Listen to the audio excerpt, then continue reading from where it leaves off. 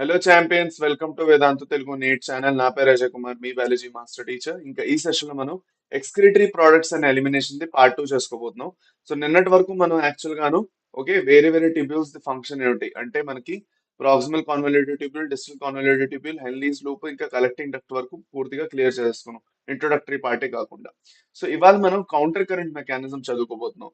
మనకి counter current mechanism ఏం చెప్తుందంటే మన యూరిన్ అనేది ఎలా కాన్సన్ట్రేట్ చేయబడుతున్నది, ఏ డిఫరెంట్ ఫ్యాక్టర్స్ వల్ల యూరిన్ మంది కాన్సన్ట్రేట్ అవుతున్నది. ఓకే, మనకి యూరిన్ కాన్సన్ట్రేట్ అవ్వడానికి ఎలాగా లూప్ ఆఫ్ హెన్లీ ఇంకా వాసరెక్టా కాంట్రిబ్యూట్ చేస్తున్నాయి అన్నది క్లియర్ గా మనం కౌంటర్ కరెంట్ మెకానిజం చదువుకోబోతున్నాం. నా కౌంటర్ కరెంట్ మెకానిజం నుంచి మనకి నంబర్ ఆఫ్ క్వశ్చన్స్ చాలా ఎక్కువేం వచ్చేలేదు. కాకపోతే ఈ టాపిక్ అనేది ఏదైతే ఉందో మనకి కొంచెం కన్ఫ్యూజింగ్ గా ఉంటుంది కాబట్టి మనకి ఈ టాపిక్ చదవాలా వద్దా, లేదంటే ఇది అంత ఇంపార్టెంట్ అని మనకు కొన్ని డౌట్లు వస్తాయి. సో నేను ఆ డౌట్స్ అన్ని మీకు ఇవాళ క్లియర్ చేయడానికే ఈ సెషన్ అనేది మనకి పదండి. సో నా వాయిస్ అందరికి క్లియర్ గా ఉంది అంటే చాట్ సెక్షన్ లో థమ్స్ అప్ ఇచ్చేసేయండి అన్న. Let us begin the session without any delay. So is my voice clear and audible నాన్న అందరికి?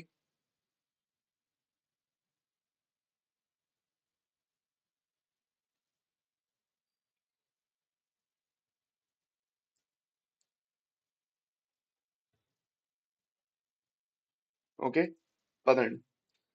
ఓకే, స్టార్ట్ చేద్దాం రండి నాన్న. Okay, right. సరే అయితే సో కౌంటర్ కరెంట్ మెకానిజం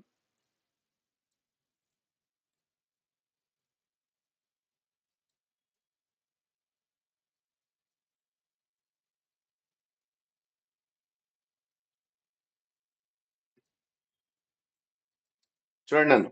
ఇప్పుడు మన యూరిన్ ఏదైతే ఉన్నదో ఏవి క్లియరా? థ్యాంక్ యూ నాన్న, thank you so much for confirming. Okay, so మనకు ఒక ఇంపార్టెంట్ పాయింట్ ఇక్కడ మనం గుర్తుపెట్టుకోవాలి. కౌంటర్ కరెంట్ మెకానిజం అర్థం చేసుకునే ముందు కొన్ని టర్మినాలజీస్ ఉన్నాయి, ఏవైతే మనం ఫస్ట్ అర్థం చేసుకోవాలో. అన్నిటికన్నా ఫస్ట్ ఏదైతే టర్మ్ మనకు వస్తుందో మనం దీని గురించి చదువుకుంటున్నప్పుడు, one of the first terms that will come is osmolarity. Osmolarity అనే ఒక టర్మ్ వస్తుంది. ఆస్మోలారిటీ అంటే బేసిక్ గా they are talking about the concentration అన్న.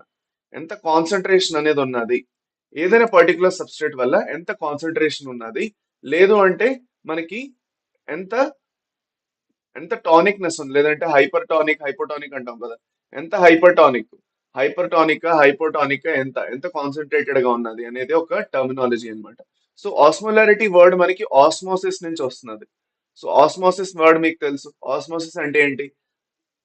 ఆస్మోసిస్ అంటే ఏంటి నాన్న మనకి? చెప్పండి, మీరే చెప్పండి. మీ అందరికీ ఆస్మోసిస్ ది మీనింగ్ తెలుసు. ఏంటది? Water the movement from hire concentration of water to lower concentration water through a semi permeable membrane. అవునా కదా? లెటస్ సే నేను అంటాను, నా దగ్గర ఒక బీకర్ ఉన్నది. ఓకే, నా దగ్గర ఇలా ఒక చేంబర్ ఉంది, మధ్యలో ఒక సెమీ పర్మియబుల్ మెంబ్రెయిన్ ఉంది. ఇక్కడ నా దగ్గర 100 మాలిక్యూల్స్ ఆఫ్ వాటర్ ఉన్నది. ఇక్కడ నా దగ్గర 70 మాలిక్యూల్స్ ఆఫ్ వాటర్ ఉంది. Okay, this is let us A chamber A, chamber B. మధ్యలో ఒక సెమీ పర్మియబుల్ మెంబ్రెయిన్ ఉన్నది. ఇప్పుడు మీరు నాకు చెప్పండి, మనకి నీళ్లు ఎటు నుంచి ఎటు వరకు వెళ్తాయి నన్ను? మనకి నీళ్లు ఏవైతే ఉన్నాయో ఏ టు బి వెళ్తాయా, బి టు ఏ వస్తాయా? సింపుల్ క్వశ్చన్ కదా, మీరు అందరూ చెప్పేయచ్చు. రాయండి అన్న, నోట్స్ రాయాలనుకుంటే రాయొచ్చు. ఓకే, పదండి. Simple question. మనకి ఏ డైరెక్షన్ లో వాటర్ యాక్చువల్ గా ట్రావెల్ చేస్తుంది ఇక్కడ? ఏ టు బీనా, బి టు ఏనా? సింపుల్ కాన్సెప్ట్స్ ఇది మాత్రం చెప్పండి చాలు. ఫస్ట్ ఫస్ట్ ఇది మీరు చెప్పారంటే మిగతాది నేను చెప్తాను. ఎందుకంటే మనకి బేసిక్ ఐడియా రావాలంటే ఈ విషయాలు అర్థం అవ్వాలి. అందుకు ఎటు నుంచి ఎటు వెళ్తుందన్న? ఏ టు బీనా, బి టు ఏనా? ఏ టు బి, రైట్? కరెక్ట్.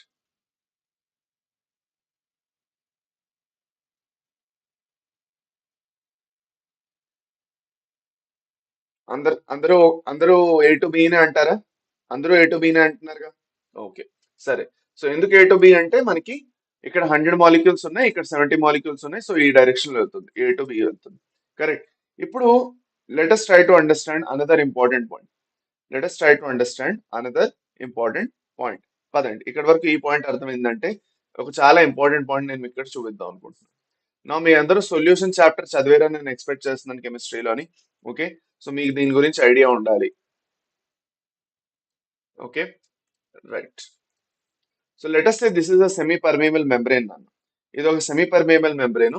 ఇంకా ఇక్కడ రెండు చేంబర్స్ ఉన్నాయి. Again the chambers are again here A and B. రెండు చేంబర్స్ ఉన్నాయి.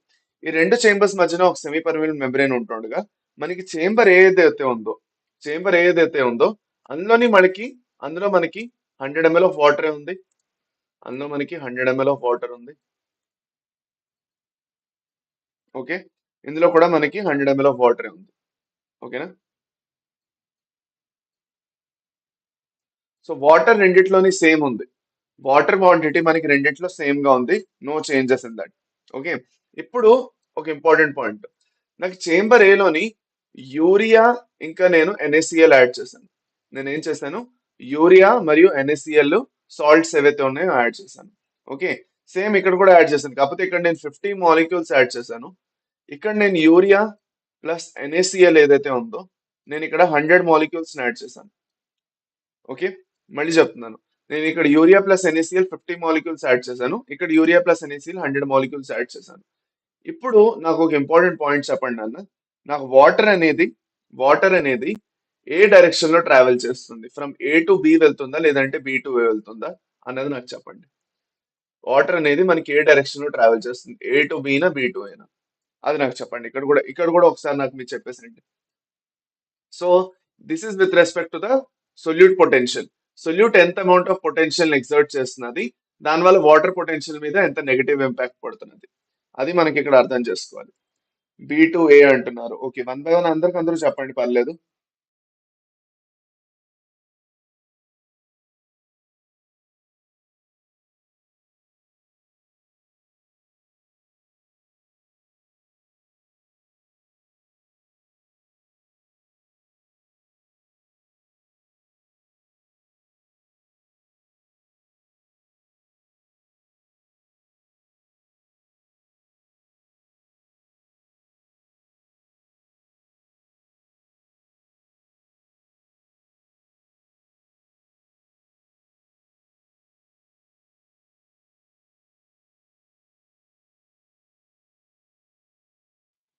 ఓకే,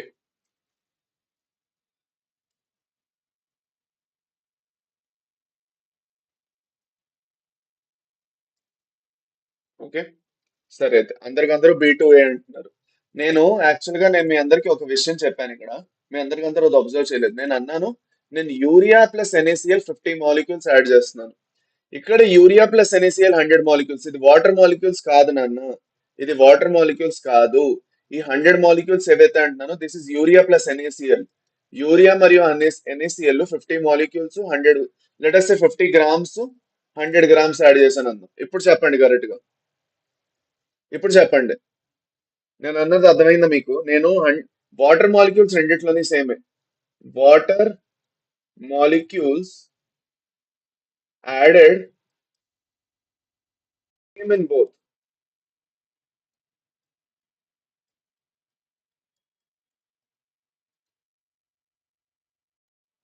చెప్పండి అన్న. ఇప్పుడు చెప్పండి. నాకు వాటర్ మాలిక్యూల్స్ ఏవైతే ఉన్నాయో రెండిట్లోని సేమ్. ఇప్పుడు నాకు చెప్పండి, మూవ్మెంట్ ఎటు నుంచి ఎటు జరుగుతుందో. ఇది మీరు ఎంత ఫాస్ట్ గా చెప్తే అంత ఫాస్ట్ మనం ముందుకు వెళ్తాం. ఎందుకు తెలుసా? ఇది మీకు అర్థం కాలేదు అంటే మనం ఏదైతే చదువుకోతున్నామో అది కూడా మీకు అర్థం కాదు. అందుకు అన్నమాట. సో టాపిక్ ఇక్కడ మీకు క్లియర్ అయిందంటే అక్కడ కూడా క్లియర్ అవుతుంది. సో అందుకే ఇది ఆన్సర్ చేయాలి అందరికందరూ ఫాస్ట్. ఓకే, ఎవరెవరైతే మీ చాట్ సెషన్ లో కనిపిస్తున్నారో నాన్న, మీకు వచ్చినా రాపోయినా ఆన్సర్ చేయడానికి ట్రై చేయండి ఇంకొకసారి. ఓకే, సరే నేను చెప్పేస్తాను ఒకసారి, మీకు అర్థం చేసుకోవడానికి ట్రై చేయండి. చూడండి, మనకి ఇక్కడ సొల్యూట్ కాన్సన్ట్రేషన్ ఎక్కువ ఉందా లేదా? If you think about it, మనకి B లో సొల్యూట్ కాన్సన్ట్రేషన్ ఎక్కువ ఉంది. ఓకే, A లో సొల్యూట్ కాన్సన్ట్రేషన్ తక్కువ ఉంది.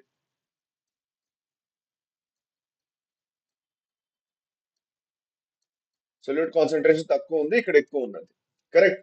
ఇప్పుడు ఈ పాయింట్ మనకి క్లియర్ కాబట్టి, మనకి సొల్యూట్ ఎక్కడైతే ఎక్కువ ఉన్నదో అక్కడ మనకి కాన్సన్ట్రేషన్ తక్కువ ఉంది కాబట్టి this becomes hypotonic and this becomes hypertonic. Okay, so మనకి ఏదైతే బి సొల్యూషన్ ఉందో, సొల్యూషన్ బి ఏదైతే ఉందో ఇది మనకి హైపర్టానిక్ గా ఉంటుంది. ఓకే, ఏ వచ్చేసి హైపోటానిక్.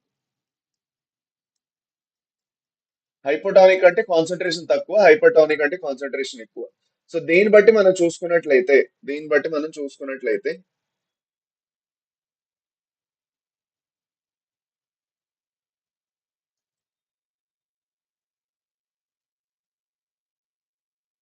దీన్ని బట్టి మనం చూసుకున్నట్లయితే అప్పుడు ఏ డైరెక్షన్ లో అవుతుంది, ఏ టు బి అవుతుంది, అవునా కదా? ఎందుకు? ఎందుకంటే యూరియా ఇంక NaCl ఇక్కడ 50 గ్రాములు మాత్రం ఉంటే, ఇక్కడ యూరియా ప్లస్ NaCl 100 గ్రాములు ఉన్నది కాబట్టి, అవునా కదా?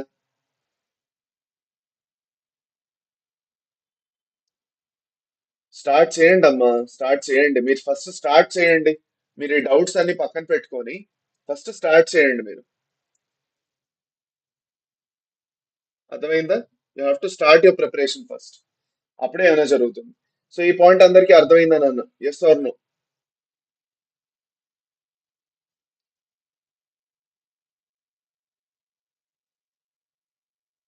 డన్. Okay, great. సరే అయితే డన్. ఇప్పుడు మనం యాక్చువల్ గా కౌంటర్ కరెంట్ మెకానిజం లోకి ఎంటర్ అవుదాం అనమాట. Let us try to understand the counter current mechanism. ఇప్పుడు మనం అర్థం చేసుకోవడం ట్రై చేద్దాం. నాన్న మీరు అందరూ చాట్ సెక్షన్ లో కన్ఫర్మ్ చేయకపోతే నాకు తెలియదు మీకు అర్థం అవుతుందో లేదో. సో మీ నేను ప్లీజ్ అడుగుతున్నాను, కన్ఫర్మ్ చేయండి. ఇప్పుడు మీరు ఒక నార్మల్ క్లాస్ లో ఉంటే మీరు చెప్తారా లేదా? ఇప్పుడు మీరు నార్మల్ మన క్లాస్ లో ఉన్నాం, మనందరం క్లాస్ లో ఉన్నాం. నేను మిమ్మల్ని అడిగితే మీరు ఆన్సర్ చేస్తారా, సైలెంట్ గా అలాగే కూర్చుంటారా? సో సేమ్ అట్లానే మీరు ఇప్పుడు నాకు ఆన్సర్ చేయకపోతే నేను ముందుకు వెళ్ళొచ్చా లేదా నాకు ఎలా తెలుస్తుంది సైలెంట్ గా నేను ఉన్నానంటే? అయితే మనకి ఇప్పుడు డిఫరెన్స్ ఏమీ లేదనమాట. నార్మల్ గా నేను క్లాస్ రికార్డ్ చేసి ఎలాగోలా పెట్టేయడానికి లైవ్ కి డిఫరెన్స్ లేకుండా అయిపోతుంది. తర్వాత మీ ఇష్టం, నేనేమి చెప్పలేను ఇంకా. పదండి. ఓకే.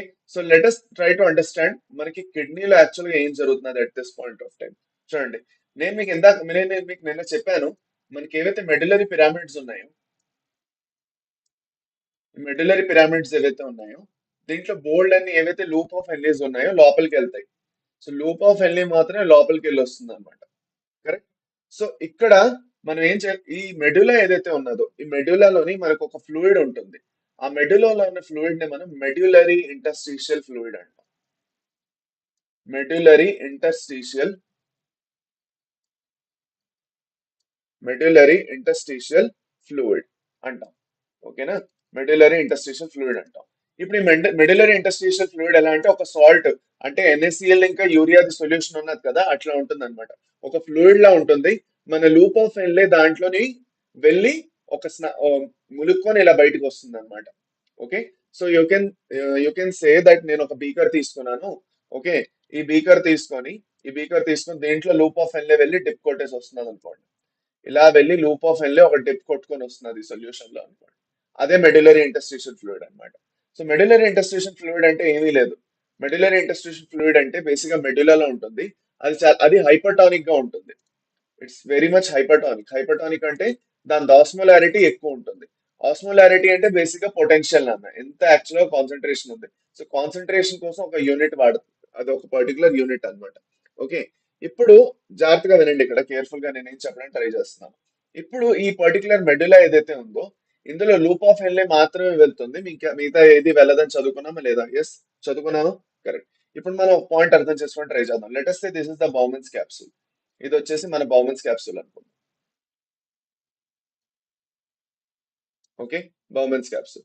ఈ బౌమెన్స్ క్యాప్సూల్ నుంచి ఫస్ట్ పీసీటీ వస్తుంది. పీసీటీ తర్వాత మనకి లూప్ ఆఫ్ ఎన్లే వస్తుంది.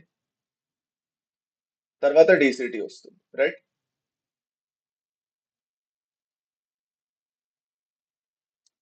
తర్వాత కలెక్టింగ్ డక్ట్ వస్తుంది.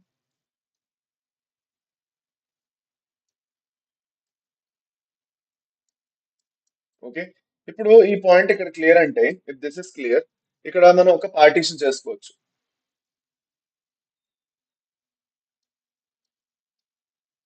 ఏంటి? ఏం పార్టీషన్ చేసుకోవచ్చు? ఇది వచ్చేసి మనకి పీసీటీ, డీసీటీ, అండ్ ఇది వచ్చేసి మనకి లూప్ ఆఫ్ హెన్లీ. ఓకే. ఇప్పుడు లూప్ ఆఫ్ హెన్లీ ఏదైతే ఉన్నదో, లూప్ ఆఫ్ హెన్లీ ఇంకా కలెక్టింగ్ డక్ట్ ఏవైతే ఉన్నాయో, లూప్ ఆఫ్ హెన్లీ మరియు కలెక్టింగ్ డక్ట్ ఎక్కడ ఉన్నాయి? మెడులా లోపల ఉన్నాయి. Both of them are present inside medulla. So ఈ మెడులా లోపల ఏదైతే ఫ్లూయిడ్ ఉన్నదో,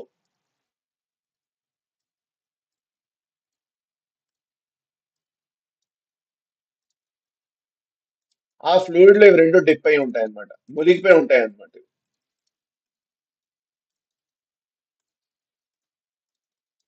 అర్థమైందా? అర్థమైందా? మనకి ఏదైతే లూప్ ఆఫ్ హెన్లీ ఇంకా కలెక్టింగ్ డక్ట్ ఉన్నాయో, మెడ్యులా లోపల ఏదైతే ఫ్లూయిడ్ ఉన్నదో ఆ ఫ్లూయిడ్ లోపల ఇదే పర్టికులర్ భాగం, ఈ భాగం ఏదైతే ఉందో దీన్నే నేను ఇక్కడ ఎక్స్టెండ్ చేసి చూపిస్తున్నాను అనమాట, కొంచెం పెద్దగా చేసి చూపిస్తున్నాను. ఓకేనా? సో ఈ పర్టికులర్ ఏదైతే ఫ్లూయిడ్ ఉన్నదో ఈ ఫ్లూయిడ్ లోపల మనకి మెడ్యులరీ ఇంటర్స్టిషియల్ ఫ్లూయిడ్ లోపల లూప్ ఆఫ్ ఎన్ ఇంకా కలెక్టింగ్ డక్ట్ ఇలా మునిగిపోయి ఉన్నాయి అనమాట. లోపల రెండు పైపులు ఇలాగ మునిగిపోయి ఉన్నాయి. లూప్ ఆఫ్ ఎన్ ఇలా లోపలికి వెళ్ళి బయటకు వస్తున్నారు దాంట్లోంచి. ఓకే, ఈ పాయింట్ అర్థమైందా? టెలిగ్రామ్ లో నోట్స్ రాలేదని అన్న, నేను మళ్ళీ ఇంకొకసారి షేర్ చేయమని చెప్తాను, టెన్షన్ పడకండి. ఓకే, షేర్ చేయమని ఇంకొకసారి నేను చెప్తాను. ఫైన్. సో ఇప్పుడు ఈ medullary interstitial fluid the main important characteristic feature ఏంటంటే it is the concentration rich in concentration of NaCl and urea. Okay, NaCl ఇంకా యూరియా ఏదైతే నేను ఇందాక చెప్పానో ఆ NaCl ఇంకా యూరియాది కాన్సన్ట్రేషన్ చాలా ఎక్కువ ఉన్నది ఇక్కడ. Okay, it is rich in NaCl and urea. ఇంకా దానివల్ల దీనికి ఆస్మోలారిటీ ఎక్కువ ఉంటుంది అంటాము. ఆస్మోలారిటీ ఎక్కువ ఉంటుంది అంటాం. ఆస్మోలారిటీ. ఆస్మోలారిటీకి ఒక యూనిట్ అనేది మనం వాడుతున్నాం. ఆస్మోలారిటీ అంటే కాన్సన్ట్రేషన్. గుడ్ ఆఫ్టర్నూన్ అమ్మా, గుడ్ ఆఫ్టర్నూన్. ఓకే, ఆస్మోలారిటీ అంటే కాన్సన్ట్రేషన్. సో కాన్సన్ట్రేషన్ మనం వాడిన యూనిట్ ఏంటంటే milli osmole per litre. Milli osmole, okay, per osmo per litre. Okay, so ఈ పర్టికులర్ ఏదైతే యూనిట్ ఉందో ఈ యూనిట్ మనం వాడతాము. ఓకే, ఫర్ ద పర్పస్ దేనికోసం? మిల్లీ ఆస్మోలీటర్ ఫర్ దేనికోసం? మెడ్యులరీ ఇంటర్స్టిషియల్ ఫ్లూయిడ్ లో ఉన్న ఆస్మోలారిటీ ఏదైతే ఉందో, కాన్సన్ట్రేషన్ ఏదైతే ఉందో దానికోసం యూనిట్ వాడతాం. ఇక్కడ వరకు అందరికీ అర్థమైందా? ఏమైనా డౌట్స్ ఉన్నాయా ఇక్కడ? లేదంటే ఏమైనా అర్థం కాలేదా? మనకి గడిగడికి మెడ్యులరీ ఇంటర్స్టిషియల్ ఫ్లూయిడ్ లేదంటే మెడ్యులరీ ఇంటర్స్టిషియం ఇలాంటి వర్డ్స్ వస్తాయి. సో మెడ్యులరీ ఇంటర్స్టిషియల్ ఫ్లూయిడ్ అన్నా మెడ్యులరీ ఇంటర్స్టిషియం అన్నా they are talking about the fluid that is present inside the medulla. So మన మెడులా ఏదైతే ఉందో మెడులాలో ఉన్న మెడ్యులరీ పిరామిడ్స్ అన్నిటిలోని ఈ ఫ్లూయిడ్ నిండిపోయి ఉంటుంది శుభ్రంగా. Okay, all of the medullary పిరామిడ్స్ will have this fluid filled up in dum. ఇలా నిండిపోయి ఉంటుంది అనమాట. అర్థమైందా? సో ఈ మీ మీ బుక్ లో వచ్చిన డయాగ్రామ్ అయితే మేబీ మీకు అర్థం అవుతుందేమో అనమాట. ఓకే, సరేనా? అది డన్.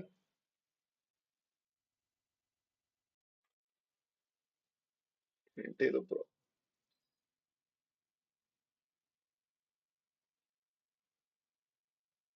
ఓకే, సో ఇప్పుడు చెప్పండి నాన్న, మీరు అందరికీ ఒకసారి నాకు చెప్పండి.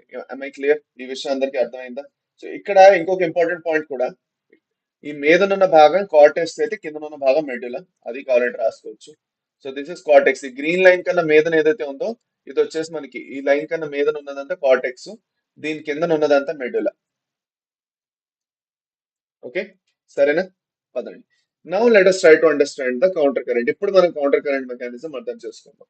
సో మనకి కౌంటర్ కరెంట్స్ ఎన్ని రన్ అవుతాయి అన్నది important. So there are total of 3 counter currents. మనకి టోటల్ గా 3 కౌంటర్ కరెంట్స్ రన్ అవుతున్నాయి. Okay, so there are total of 3 counter currents. There are a total of 3 counter currents that are actually running to concentrate the urine. ఈ 3 counter currents urine concentration కోసం run అవుతాయి. Urine ని concentrate చేయడానికి run అవుతాయి. Okay, ప్రస్తుతానికి paper pattern change అయింది అనడం మీకు ఎన్టీఏ ఇంక ఎన్ఎంసి నుంచి ఎలాంటి నోటిఫికేషన్ వచ్చినంత వరకు మీరు నమ్మవద్దు. వ్యూస్ కోసం ట్రాప్ అవ్వద్దు. వాళ్ళు వ్యూస్ కోసం చేస్తున్నారు నాన్న. మిమ్మల్ని అలా మీరు వచ్చి వాళ్ళ వీడియోలో టైం వేస్ట్ చేయడానికి చేస్తున్నారు. మీరు అవన్నీ వీడియోలు చూడకండి. నిజంగా అలాంటి అప్డేట్ ఏదైనా వస్తే మాత్రం నిజంగా ఎన్ఎంసి ఇంకా ఎన్టీఏ వెబ్సైట్ లోనే మీరు వెళ్ళి వెరిఫై చేసుకోగలుగుతారు. ఓకే, సో ఆ పవర్ మీ దగ్గర ఎప్పుడూ ఉండాలి. నేనే నా ఎన్టీఏ ఇంక ఎన్ఎంసి వెళ్ళి వెరిఫై చేసుకుంటాను, నా ఎగ్జామ్ ఇది నేను రాస్తున్నాను. సో ఎవరో వీడియో చేస్తే నేను వెళ్ళి దాంట్లో ట్రాప్ అయిపోకుండా నా అంతటి నేనే వెరిఫై చేసుకోగలుగుతాను ఒక కాన్ఫిడెన్స్ తో మీరు వెరిఫై చేసుకోవాలి. దాని తర్వాతే మీరు నమ్మాలి ఏదైనా. Until and unless there is no verification by NMC or NTA, don't believe in it. నిజం చెప్తున్నాను నేను మీ అందరికి. ఓకే, చాలా మంది స్టూడెంట్స్ అందుకే కన్ఫ్యూజ్ అవుతున్నారు. ఇప్పటివరకు ఎలాంటి పేపర్ ప్యాటర్న్ చేంజ్ అవుతున్నదని ఏం రాలేదు.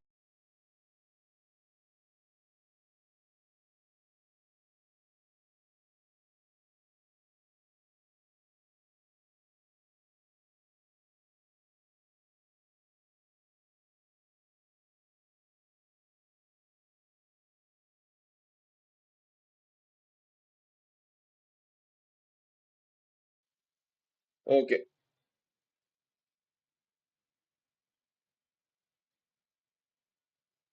1 minute అన్న.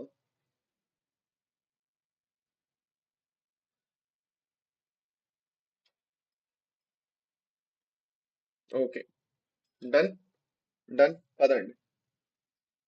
రండి, ఇప్పుడు మనకి 3 కౌంటర్ కరెంట్లు రన్ అవుతున్నాయి. ఈ 3 కౌంటర్ కరెంట్లు మనం అర్థం చేసుకోగలగాలి. టు అండర్స్టాండ్ దట్ నేను మీకు ఇక్కడ ఇంకొక ఇంపార్టెంట్ పాయింట్ చూపిస్తాను. మీ అందరికీ ఒక విషయం గుర్తుందా నాన్న? దట్ మనకి గ్లామరులస్ లోపల ఒక బ్లడ్ వెజల్ వెళ్తుంది. బ్లడ్ వెజల్ వెళ్ళి బయటకు వస్తుంది. వెళ్తున్న దాన్ని ఎఫరెంట్ ఆర్టీరియోలు. ఓకే, బయటకు వస్తుంది దాన్ని ఎఫరెంట్ ఆర్టీరియోల్ అంటాము. ఈ ఎఫరెంట్ ఆర్టీరియోల్ ఏదైతే ఉందో నేను చెప్పాను, ఆ నెట్వర్క్ ఆఫ్ పెరిట్యూబులర్ కేపిలరీస్ ఫార్మ్ చేస్తుంది అరౌండ్ ద రీనల్ ట్యూబ్యూల్. దీంట్లో ఎస్పెషల్ గా ఏదైతే ఈ లూప్ ఆఫ్ ఎన్లే ఉందో, ఆ లూప్ ఆఫ్ ఎన్లే దగ్గరికి వచ్చి ఎస్పెషల్ గా ఒక నెట్వర్క్ ఫార్మ్ చేస్తుందని చెప్పాను.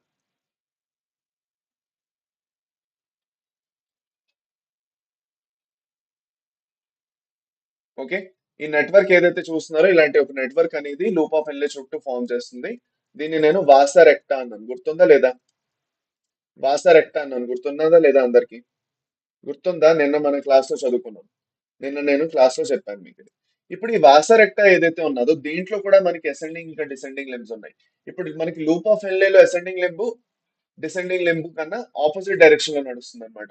So to understand this, let us try to understand one concept here. చూడండి, మనకి for suppose loop of Henle ఇలా ఉన్నది అనుకోండి అన్న. ఇది వచ్చేసి మన లూప్ ఆఫ్ ఎన్లే.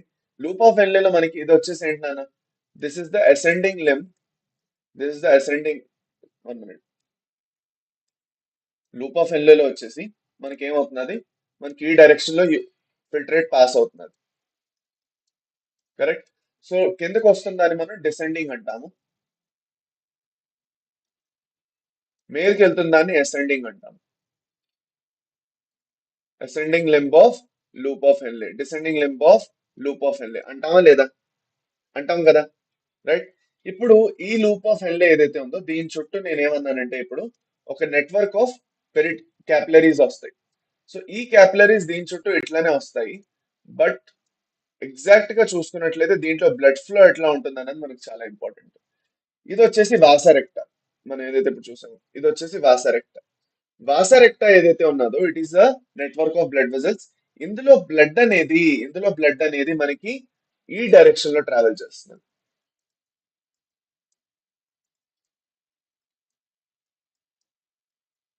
ఓకే, సో ఈ పర్టికులర్ లింబ్ ని డిసెండింగ్ లింబ్ ఆఫ్ వాసరెక్ట అంటాము. డిసెండింగ్ లింబ్ ఆఫ్ వాసరెక్ట అంటాము. దీన్ని అసెండింగ్ లింబ్ అంటాం ఇటు సైడ్. సో మీరు ఒక విషయం చూస్తారు, దట్ ఒక విషయం ఇంపార్టెంట్ గా మీరు చూస్తారు ఏంటి? దట్ ఈస్ మనకి ఏ డైరెక్షన్ లో అయితే లూప్ ఆఫ్ ఎన్లే వెళ్తున్నదో దాని ఆపోజిట్ డైరెక్షన్ లో ఇక్కడ బ్లడ్ ఫ్లో జరుగుతున్నది వాసరెక్టలో. అవునా కాదా? అవునా కాదా? ఏ డైరెక్షన్ లో అయితే బ్లడ్ ఫ్లో లూప్ ఆఫ్ ఎన్లేలో జరుగుతున్నదో దాని ఆపోజిట్ డైరెక్షన్ లో మనకి ఏం జరుగుతున్నది? వాసరెక్టలోని బ్లడ్ అనేది ఫ్లో అవుతున్నది. అవునా కాదా? మీరు నాకు ఒకసారి చెప్పండి. ఎస్ ఆర్ నో ఒకసారి నాకు కన్ఫర్మ్ చేయండి చాలు. Is it correct or not? Yes or no చెప్పండి. ఏ డైరెక్షన్ లో అయితే ఫిల్టరేట్ లూప్ ఆఫ్ ఎల్ఏలో వెళ్తున్నదో దాని ఆపోజిట్ డైరెక్షన్ లోని రివర్స్ లో మనకి వాసరెక్టాలో బ్లడ్ ఫ్లో అవుతున్నది. రైట్ నాన్న? కరెక్టే కదా? ఇప్పుడు దాని వల్లే మనకి 3 కౌంటర్ కరెంట్లు క్రియేట్ అవుతున్నాయి. ఫస్ట్ కౌంటర్ కరెంట్ వీటి మధ్యలోనే క్రియేట్ అవుతుంది. మనకి అసెండింగ్ ఇంకా descending limb of loop of Henle మధ్యన, ఇంకా అసెండింగ్ ఇంకా డిసెండింగ్ లింబ్ ఆఫ్ వాసరెక్టా మధ్యన 2 కౌంటర్ కరెంట్లు. ఇక్కడ యాక్చువల్గా ఫిల్టరేట్ కిందకు వస్తున్నదంటే ఇక్కడ మీదకి వెళ్తున్నది, ఇక్కడ బ్లడ్ కిందకి వస్తున్నది అంటే ఇక్కడ మీదకి వెళ్తున్నది. సో అదే ఫస్ట్ రాసుకుంటామండి మనం. ఓకే, సో నేను అన్నాను మీకు ఒక ఇంపార్టెంట్ పాయింట్ నేను మీకు అన్నాను ఇక్కడ, దట్ ఈస్ 3 కౌంటర్ కరెంట్స్ అన్నాను. So let us talk about the first counter current. So the first counter current is between దేని మధ్యన? Is between, okay, ascending limb of loop of Henle and descending limb of loop of Henle. So it is between ascending and descending limbs of loop of Henle. Loop of Henle. Okay, done. So వాటి మధ్యన first counter current ఉంది. ఇక్కడ మనకి కిందకి వెళ్తున్నది, ఇక్కడ మీదకి వస్తున్నది. Right.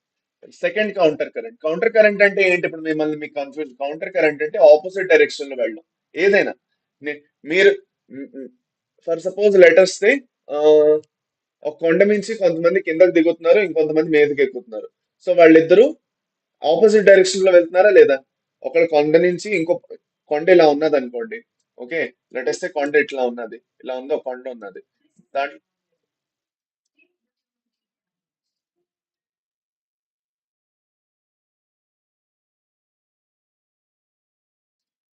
Okay. So ఇప్పుడు కొంతమంది కిందకి దిగుతున్నారంటే కొంతమంది మీదకి ఎక్కుతున్నారు.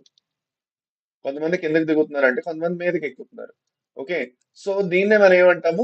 ఆపోజిట్ డైరెక్షన్ లో ట్రావెల్ చేయడం అంటాం. సో వీళ్ళు కిందకి వెళ్తున్నారు, వీళ్ళు మీదకి వెళ్తున్నారు కాబట్టి దీన్ని మనం ఏమంటాం? కౌంటర్ అన్నమాట. కౌంటర్ కరెంట్ అంటే ఆపోజిట్ డైరెక్షన్ లో వెళ్ళడం. అదే అన్నమాట. So similar type of concept ఇక్కడ కూడా. ఓకే, మన కౌంటర్ కరెంట్ మెకానిజం అంటే ఏంటో. లేదంటే ఇంకో కౌంటర్ కరెంట్ మెకానిజం చెప్తాను. మీ ఇంట్లో మీరు పంపు వాడి నీళ్ళని మీదకు పంపించడం ఒక డైరెక్షన్ అయితే, ట్యాంక్ లో నీళ్లు నిండిన తర్వాత మీరు ఎప్పుడైతే కొళాయిల్లో నీళ్లు వస్తాయో అది ఆపోజిట్ డైరెక్షన్ లో వస్తున్నది. సో మీ మోటార్ అనేది నీళ్లు మీద ట్యాంక్ కి పంపిస్తున్నది అంటే, ఓకే, ట్యాంక్ నుంచి నీళ్లు మీకు రిటర్న్ మళ్ళీ ట్యాప్ లోకి ఎలా వస్తున్నాయి? కిందకు వస్తున్నాయి. సో దీన్ని మనం ఏమంటాం? దీన్ని కూడా మనం కౌంటర్ కరెంట్ అంటాం. ఆపోజిట్ డైరెక్షన్ లో వెళ్ళడం.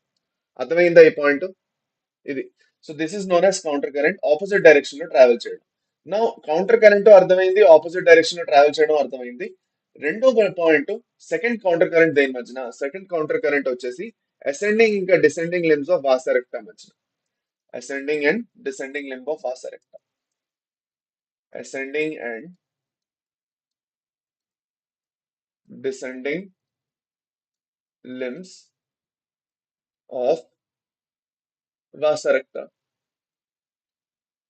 Ascending and descending limbs of vasa recta. Done. Okay, clear. అర్థమైందా? ఇప్పుడు వాసరెక్టాలోని ఒక కౌంటర్ కరెంట్ అయిపోయింది మనకి. ఇంకా లూప్ ఆఫ్ ఎన్లీలో కూడా ఒక కౌంటర్ కరెంట్ అయిపోయింది. ఇప్పుడు మనకి మిగిలింది ఇంకొక counter current. That is the third counter current. Now this third counter current is really important. ఈ థర్డ్ కౌంటర్ కరెంట్ ఏదైతే ఉన్నదో దీని వల్ల మాక్సిమం అమౌంట్ ఆఫ్ మనకి యూరిన్ ఫార్మేషన్ లో హెల్ప్ చేస్తుంది, యూరిన్ కాన్సన్ట్రేట్ చేయడానికి. రండి. So third counter current is between ascending limb of loop of Henle and descending limb of vasa recta. Vasa recta. Okay, మళ్ళీ చెప్తున్నాను. ఇక్కడ ascending limb of loop of Henle, okay, ఇంకా descending limb of vasa recta, వీటి రెండింటి మధ్యన ఒక counter current start అవుతుంది. Okay, ఇవి రెండు ఆపోజిట్ డైరెక్షన్ లో పక్క పక్కనే ఉన్నాయి కాబట్టి. So this is the third counter current part 1. Third counter current part 2. Okay, ఏంటి? Ascending limb of vasa recta and descending limb of loop of Henle. అంటే ఏమిటి? వీటి రెండింటి మధ్యన. అర్థమైందా? అది. సో మనకి టోటల్ గా 3 కౌంటర్ కరెంట్లు నడుస్తున్నాయి. ఇప్పుడు ఈ 3 కౌంటర్ కరెంట్లు ఎలా నడుస్తున్నాయో మీకు అర్థమైపోయింది కాబట్టి let us try to understand మన యూరిన్ అనేది ఎలా కాన్సన్ట్రేట్ అవుతున్నది. ఇప్పుడు మన యూరిన్ ఎందుకు కాన్సన్ట్రేట్ చేయాలి అనే క్వశ్చన్ మనకి రావాలి ఫస్ట్. ఓకే, మనం యూరిన్ కాన్సన్ట్రేట్ అవుతున్నది అని అప్పటి నుంచి చదువుతున్నాం కానీ యూరిన్ కాన్సన్ట్రేట్ ఎందుకు చేయాలి నాన్న? మీ అందరికీ తెలుసు మనది ఏదైతే ఫిల్టరేట్ ఉందో నాన్న అది చాలా ఎక్కువ ఫామ్ అవుతున్నది. 180 లీటర్స్ పర్ డే మన గ్లోమరులార్ ఫిల్టరేషన్ రేట్. సో అంత అమౌంట్ ఆఫ్ నీళ్లు మనం తాగట్లేదు. ఓకే, సో మనం బోల్డ్ అంత అమౌంట్ యూరిన్ ని ఫిల్టర్ చేస్తాం. 99% ఇస్ రీఅబ్జార్బ్డ్ అని చదువుతాం లేదా? అంటే ఏంటి? యూరిన్ ని మనం చాలా అంతవరకు కాన్సన్ట్రేట్ చేసేస్తున్నాం, థిక్ గా చేసి పడేస్తున్నాం. ఎందుకు అలా చేస్తున్నాం? So that we are trying to preserve water in our body. మనం డిహైడ్రేట్ అయిపోకూడదు. యూరిన్ ని రిలీజ్ చేయడానికి రీజన్ ఏంటి అంటే మన బాడీలో కాస్మెటిక్ బ్యాలెన్స్ మెయింటైన్ చేయడానికి, ఇంకా నైట్రోజనస్ వేస్ట్ ఏవైతే ఉన్నాయో మోస్ట్ ఇంపార్టెంట్ వాటిని రిమూవ్ చేసేయాలి. అవి టాక్సిక్ అయిపోతాయి, మన బాడీకి మంచిది కాదు, అవి మన బాడీలో ఉండకూడదు. సో దానివల్ల మనం చేస్తున్నాం అట్లా. ఓకే, ఇప్పుడు మనం ఉన్న నీళ్ళ అలా చేస్తున్నాం అనేసి ఉన్న నీళ్ళన్ని మనం యూరిన్ ద్వారా బయట పంపించేస్తుంటే మన బాడీలో ఉన్నది మనం డిహైడ్రేట్ అయిపోతాం. That is not good for us. మన బాడీలో ఫ్లూయిడ్ వాల్యూమ్ పడకూడదు, బాడీ బ్లడ్ ది వాల్యూమ్ ఏదైతే ఉన్నదో అది పడకూడదు. సో టు ప్రివెంట్ దాట్ మన యూరిన్ అనేది చాలా అంతవరకు కాన్సన్ట్రేట్ చేయబడుతుంది. ఇంకా ఈ కాన్సన్ట్రేషన్ లోని కౌంటర్ కరెంట్ మెకానిజం చాలా ఎక్కువ వరకు కాంట్రిబ్యూట్ చేస్తుంది. అది అన్నమాట ఇక్కడ విషయం. ఇప్పుడు చూడండి, మనం ఇప్పుడు ఒక క్లియర్ అండర్స్టాండింగ్ తీసుకుందాం మనకి కౌంటర్ కరెంట్ మెకానిజం ఎలా ఫంక్షన్ అవుతున్నది ఏంటి అని. సో ఫర్ దట్ నేను మీకు మీ అందరికి సజెస్ట్ చేస్తాను, నాతో పాటు మీరందరూ కూడా కుదురుతో ఈ డయాగ్రామ్ ఏంటి, చాలా ఈజీ డయాగ్రాము. కాకపోతే ఈ డయాగ్రామ్ మీరు కూడా నాతో పాటు వేస్తారు అనుకోండి, ఒక రఫ్ డయాగ్రామ్ వేయండి. అందరూ ఒక పెన్ ఇంకా పేపర్ తీయండి. మీలో అందరూ ఒక పెన్ ఇంకా పేపర్ తీయండి. పెన్ ఇంకా పేపర్ తీసి ఫోన్ ఇలా సైడ్ లో పెట్టి, ఓకే, ఒక పెన్ ఇంకా పేపర్ లేదంటే బుక్ ఇంకొక పెన్ తీసుకోండి. ఇంకా నాతో పాటు మీరు ఈ డయాగ్రామ్ వేయండి. This diagram is really going to help you a lot. ఈ డయాగ్రామ్ మీరు వేసుకున్నారంటే కౌంటర్ కరెంట్ మెకానిజం అక్కడ మీకు అర్థమైపోతుంది. పదండి అన్న, అందరికందరూ మీ బుక్స్ తీయండి, లేదంటే పెన్ ఇంకా పేపర్ తీయండి. ఇప్పుడు చూడండి ఇక్కడ నేను అన్నిటికన్నా మీద ఏం వేస్తున్నానంటే ఇక్కడ ఇక్కడ నుంచి ఇక్కడ వరకు ఆస్మోలారిటీస్ వేస్తున్నాను నేను అన్నిటికన్నా ఫస్ట్. ఓకే, సో నేను ఇక్కడ 300 మిల్లీ ఆస్మోల్ లీటర్ అంటే కార్టెక్స్ లో వచ్చేసి 300 మాత్రమే ఉంటుంది కాన్సన్ట్రేషన్ ఫ్లూయిడ్స్ ది. దాని తర్వాత నేను ఏం చేస్తున్నాను, 400 మెడ్యులాకి వచ్చాను. 400 తర్వాత 600, ఓకే, 600 తర్వాత 800, 800 తర్వాత 1000, 1000 తర్వాత 1200. అర్థమైందా? సో ఇది వచ్చేసి మనకి ఇదేంటి నాన్న, ఈ 1200 వరకు ఏదైతే రాస్తున్నాం this is nothing but milli osmo per litre, ఈ యూనిట్ అన్నమాట, కాన్సన్ట్రేషన్ అన్నమాట. ఓకే, ఇది నేను కాన్సన్ట్రేషన్ సైడ్ లో రాశాను. ఇప్పుడు 300 కాన్సన్ట్రేషన్ నాకు కార్టెక్స్ లో మాత్రమే ఉంటుంది. ఓకే, ఇది నాకు కార్టెక్స్ లో మాత్రమే ఉంటుంది. నేను కిందన ఏదైతే ఉందో ఇది వచ్చేసి నా మెడ్యులా అన్నమాట. ఇదంతా ఈ లైన్ కన్నా కిందనంతా మెడ్యులానే, ఈ లైన్ కన్నా మీద ఉన్నది కార్టెక్స్. ఇప్పుడు నేను ఏం చేస్తున్నానో క్లియర్ గా చెప్తాను వినండి. నేను ఇప్పుడు చేసే సింపుల్ పని ఏంటి అంటే నేను పీసీటీలు డీసీటీలు వేయను. నేను ఓన్లీ లూప్ ఆఫ్ ఎల్ ఇంకా కలెక్టింగ్ డక్ట్ మాత్రమే వేయబోతున్నాను. సో లూప్ ఆఫ్ ఎల్ ఇంకా కలెక్టింగ్ డక్ట్ మాత్రమే వేస్తాను. సో కేర్ఫుల్ గా చూడండి.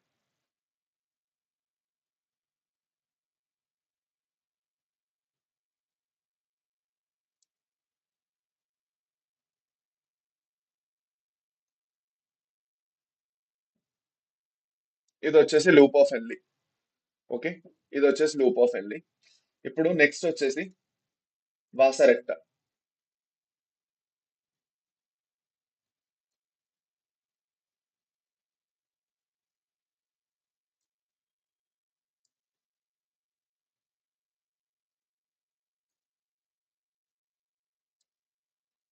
ఇక్కడ వచ్చేసి కలెక్టింగ్ డక్ట్ సైడ్ లో వస్తుంది.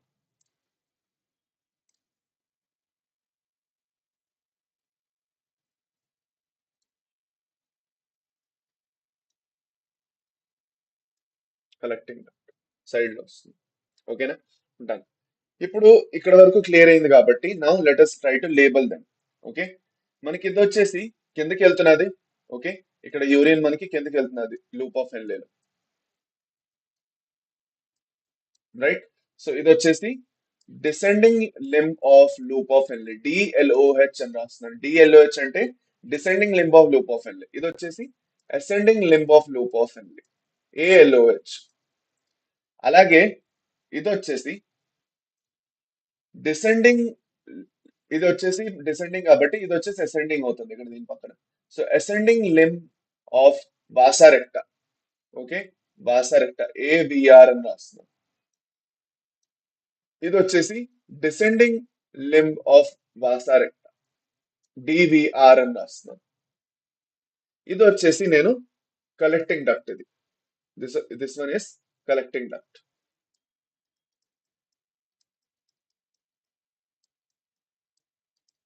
Collecting duct.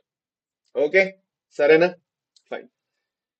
ఓకే, సో ఇక్కడ మనం డైరెక్షన్స్ కూడా రాసేసుకుందాం. So let us write down the direction. మనకి డిసెండింగ్ లో అయితే ఇలా వెళ్తున్నది.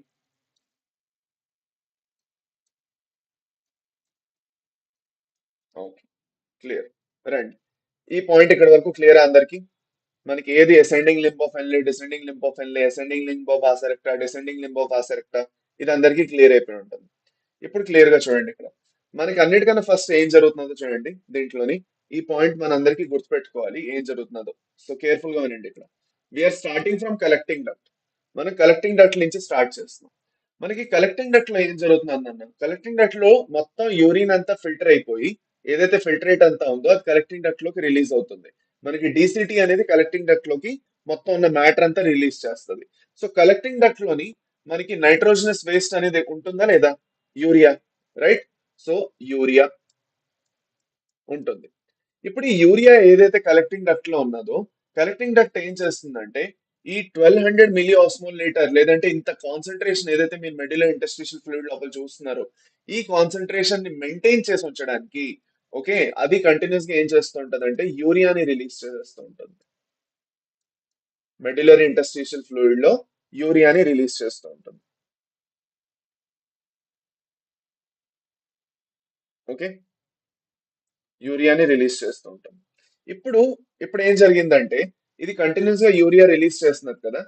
ఈ యూరియా ఏదైతే ఉన్నదో ఈ యూరియా ఈ వాసరెక్టాన్ని ఇటుపక్క నుంచి క్రాస్ చేసుకుంటూ ఈ వాసరెక్టాన్ని ఇటుపక్క నుంచి క్రాస్ చేసుకుంటూ ఈ ఏరియాకి వచ్చేస్తుంది యూరియా. ఇక్కడికి వచ్చేస్తుంది, ఇక్కడికి వచ్చేస్తుంది యూరియా. ఓకేనా? డన్. సరేనా? సో ఇక్కడ వరకు క్లియర్. యూరియా అనేది మనకి కలెక్టింగ్ డక్ట్ నుంచి రిలీజ్ అయింది. రిలీజ్ అయ్యి మనకి వాసారెక్టా ఇంకా లూప్ ఆఫ్ ఎల్ఏ మధ్యన ఏదైతే ఏరియా ఉన్నదో ఆ ఏరియాలోకి వచ్చేసింది. ఓకేనా? సరే, ఇక్కడ వరకు గుర్తుపెట్టుకుంటాం. ఈ పాయింట్ గుర్తుంచుకోండి ఇక్కడ. నెక్స్ట్ నెక్స్ట్ మనం అసెండింగ్ లింబ్ ఆఫ్ ఎల్ఏ మీద ఫోకస్ చేయబోతున్నాం. యూరియాని ఇట్లానే ఉంచండి. ఇప్పుడు ఈ యూరియాని ఇలాగే ఉంచండి. నెక్స్ట్ మనం ascending limb of loop of L ఏదైతే ఉందో దాని మీద ఫోకస్ చేస్తున్నాం. మనందరం చదువుకున్నాము the ascending limb of loop of Henle మనకి మీదకి ఎక్కుతున్నది కాబట్టి ఏం జరుగుతున్నది, ఇది నీళ్లని వెళ్ళనీయదు. It is impermeable to water but it is permeable to electrolytes అని చదువుకున్నాం. మీరు అందరూ ఒకసారి గుర్తు తెచ్చుకున్నట్లయితే ascending limb of loop of Henle is impermeable to water but permeable to electrolytes. So అందుకే ఇది ఏం చేస్తుంది, ఎన్ఏసిఎల్ ని రిలీజ్ చేస్తూ ఉంటుంది, రైట్?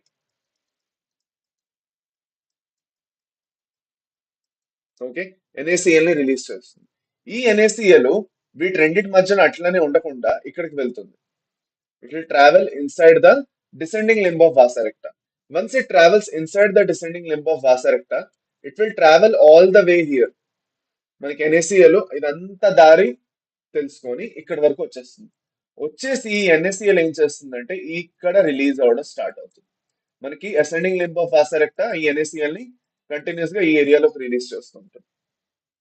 దేని మధ్యన, మనకి అసెండింగ్ లింబ్ ఆఫ్ వాసా రెక్టా ఇంకా డిసెండింగ్ లింబ్ ఆఫ్ ఎన్లే మధ్యన ఈ ఏరియాలోని ఇక్కడ ఇక్కడ ఇది పికప్ చేసుకుంటుంది. అసెండింగ్ లింబ్ దగ్గర ఇది పికప్ చేసుకొని అది వచ్చి డిసెండింగ్ లింబ్ దగ్గర లూప్ ఆఫ్ ఎన్లే ఏదైతే డిసెండింగ్ లింబ్ ఉందో అక్కడ రిలీజ్ చేస్తుంటుంది. ఓకే, ఇప్పుడు ఒక ఇంపార్టెంట్ పాయింట్ ఇక్కడ చూడండి నన్ను. మనకి దానివల్ల ఏం జరిగిందంటే ఈ ఏరియాలో కంపారిటివ్ గా కంపారిటివ్ గా మనకి ఎన్ఏసిఎల్ మరియు యూరియాది కాన్సన్ట్రేషన్ చాలా ఎక్కువ అయిపోతుంది. ఎందుకంటే ఈ యూరియా ఏమైంది, మనకి ఇక్కడ ట్రావెల్ చేసుకుంటూ ఇది వచ్చింది ఇక్కడికి. ఈ యూరియా కూడా మనకి ట్రావెల్ చేసుకుంటే ఇక్కడ వరకు వచ్చింది, ఎన్ఏసిఎల్ కూడా ఇక్కడికి వచ్చింది. ఇప్పుడు ఈ ఎన్ఏసిఎల్ మరియు యూరియా ఏవైతే ఉన్నాయో ఈ ఏరియాలో కాన్సన్ట్రేషన్ ఎంత ఎక్కువ చేస్తాయంటే, అంటే ఆస్మోలారిటీ ఎంత ఎక్కువ చేస్తాయంటే by the time by the time the fluid is coming till here, బోల్డ్ అంత వాటర్ మాలిక్యూల్స్ ఆల్రెడీ బయటకు వచ్చేస్తూ ఉంటాయి బికాస్ ఆఫ్ ద ఆస్మోసిస్ వల్ల ఏమవుతుంది, ఇక్కడ కంపారిటివ్ గా కాన్సన్ట్రేషన్ ఎక్కువ. సేమ్ ఇందాక నేను చెప్పిన కాన్సెప్ట్ గుర్తు తెచ్చుకుంటారు. ఇక్కడ నేను ఏం కాన్సెప్ట్ చెప్పాను, ఇక్కడ ఏం జరిగింది, మనకి 100 ఇక్కడ 100 grams ఆఫ్ యూరియా, ఇక్కడ 50 grams ఆఫ్ యూరియా. మన ఫిల్టరేట్ లో కూడా యూరియా ఇంకా ఎన్ఏసిఎల్ ఉన్నాయి. కానీ మనకి ఇది మనకి లెటెస్ట్ దిస్ ఇస్ మన ఇది వచ్చేసి మనది loop of Henle, descending limb of loop of Henle అనుకోండి ఇక్కడ. ఇది వచ్చేసి మనది యాక్చువల్ గాను మెడిలరీ ఇంటర్స్టిషియల్ ఫ్లూయిడ్, ఎంఐఎఫ్ అని రాస్తున్నాం. ఇప్పుడు మెడిసినరీ ఇంటర్స్టిషియల్ ఫ్లూయిడ్ లో యూరియా అండ్ ఎన్ఏసిఎల్ కంపారిటివ్ గా మన లూప్ ఆఫ్ ఎన్లే కన్నా ఎక్కువ ఉన్నాయి. ఎక్కువ ఉండడం వల్ల ఏమవుతున్నది అంటే మనకి వాటర్ అనేది పర్మియబుల్ అయిపోయి ఇటు వస్తున్నది. అందుకే మనకి descending loop of Henle is permeable to water but impermeable to electrolytes అంటున్నారు. ఎందుకు ఎలక్ట్రోలైట్స్ ఎందుకు బయటకు వస్తాయి, ఆల్రెడీ పిచ్చగా ఎన్ఏసిఎల్ ఇంకా యూరియా ఈ ఏరియాలో ఉన్నాయి. సో ఎన్ఏసిఎల్ బయటికి రానే రాదు, కానీ వాటర్ వచ్చేస్తూ ఉంటుంది బయటికి కంటిన్యూస్ గా. సో కంటిన్యూస్ ఇక్కడ వాటర్ వచ్చేయడం వల్ల ఏమవుతుందంటే బోల్డ్ అంత వాటర్ అనేది మన బాడీలోకి రీఅబ్జార్బ్ అయిపోతున్నది. అలా రీఅబ్జార్బ్ అయిపోవడం వల్ల ఇక్కడికి వస్తూ వస్తూ ఈ పాయింట్ కి వస్తూ వస్తూ this filter it completely concentrated, concentration చాలా ఎక్కువ అయిపోతుంది, కాన్సన్ట్రేటెడ్ థిక్ గా అయిపోతుంది అన్నమాట యూరిన్. అర్థమైందా అందరికి? ఇక్కడికి వస్తూ వస్తూ ఈ ఏరియాకి వస్తూ వస్తూ ఈ ఏరియాకి వస్తూ వస్తూ మనకి యూరిన్ ఫుల్ కాన్సన్ట్రేటెడ్ అవుతుంది. So this is the process of counter current mechanism. Counter current mechanism లో ఏం జరుగుతున్నది ఫైనల్ గా మనం యూరిన్ ని కంప్లీట్ గా కాన్సన్ట్రేట్ చేయగలిచాము. అర్థమైందా లేదా? కౌంటర్ కరెంట్ మెకానిజం అర్థమైందా లేదా అందరికి? చెప్పండి నన్ను.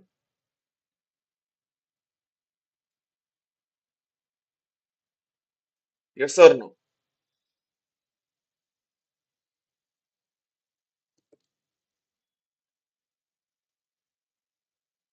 ఇది అర్థమైంది అంటే నేను ఇక్కడ దీన్ని ఇక్కడ మనం ఎన్సీఆర్టీ ఒకసారి రీడింగ్ చేసుకొని ముందుకు వెళ్ళిపోవచ్చు. I clear? అందరికీ పాయింట్ అర్థమైందా? Yes? Okay.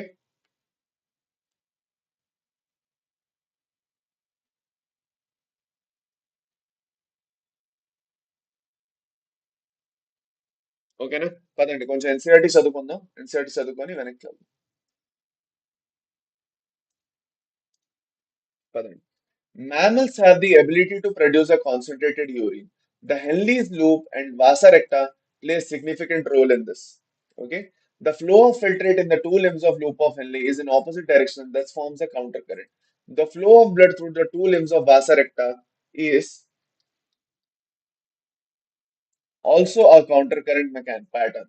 The proximity between the Henle's loop and vasa recta, as well as the countercurrent in them, helps in maintaining the increasing osmolarity towards the inner medullary interstitium, that is from 300 milliosmol per liter in the context to about 1200 milliosmol per liter in the inner medulla. Inner medulla.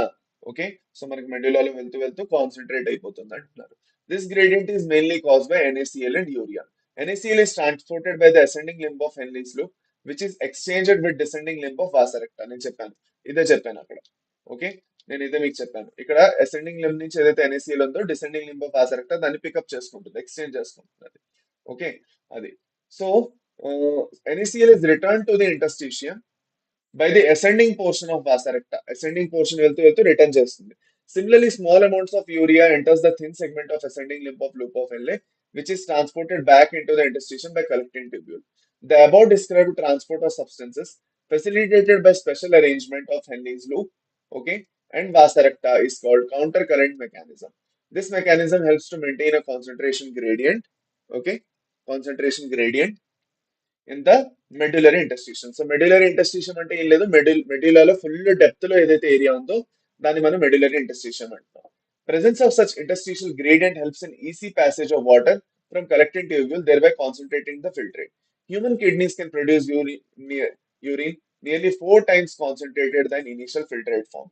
దీన్నే మనం ఏమంటాము, underline చేయడం అంటాం. Underline చేసుకోలేదు చూడండి. మనకి human urine kidneys can produce urine nearly 4 times concentrated than initial filtrate. 4 సార్లు ఎక్కువ కాన్సన్ట్రేటెడ్ అనమాట. అంటే లెటస్ సే మనకి 100 మిల్లీలీటర్ యూరిన్ ఉన్నది అంటే 25 మిల్లీలీటర్ యూరిన్ వరకు కాన్సన్ట్రేట్ చేసేస్తున్నాం అనమాట. సో 4 సార్లు కాన్సన్ట్రేట్ అవుతున్నది అంటే ఏంటి, తగ్గుతున్నది కాన్సన్ట్రేట్, థిక్ అవుతున్నది. 100 ml యూరిన్ 25 ml చేసి పడేస్తున్నాం మనం. అర్థమైందా? 4 లీటర్ల యూరిన్ ని 1 లీటర్ చేసి పడేస్తున్నాం. వాట్ ఇట్ అది. సో కౌంటర్ కరెంట్ మెకానిజం మనకి ఈ కాన్సన్ట్రేట్ చేసే ప్రాసెస్ లో హెల్ప్ చేస్తుంది అనమాట. పదండి, రైట్.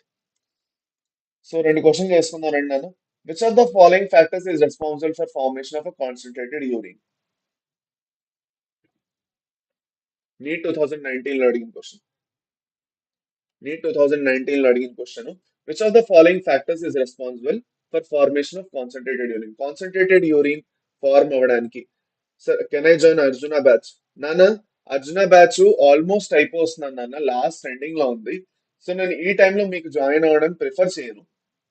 మీకు లైవ్ క్లాసెస్ ఆల్మోస్ట్ అయిపోతుంది. మనకి ఇంకో క్రాష్ కోర్స్ స్టార్ట్ అవుతుందని అంటున్నారు. సో అదైతే మాత్రం దాంట్లో డెఫినెట్ గా జాయిన్ అవ్వండి.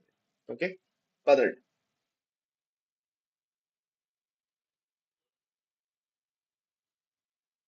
సో ఆన్సర్ చేస్తారా? Maintaining the hyper osmolarity towards inter medullary interstitium in the kidneys. దీనివల్ల ఏమవుతుంది మనకి, దీనివల్ల యూరిన్ అనేది కాన్సన్ట్రేట్ అవుతుంది. Okay, option A. Next question.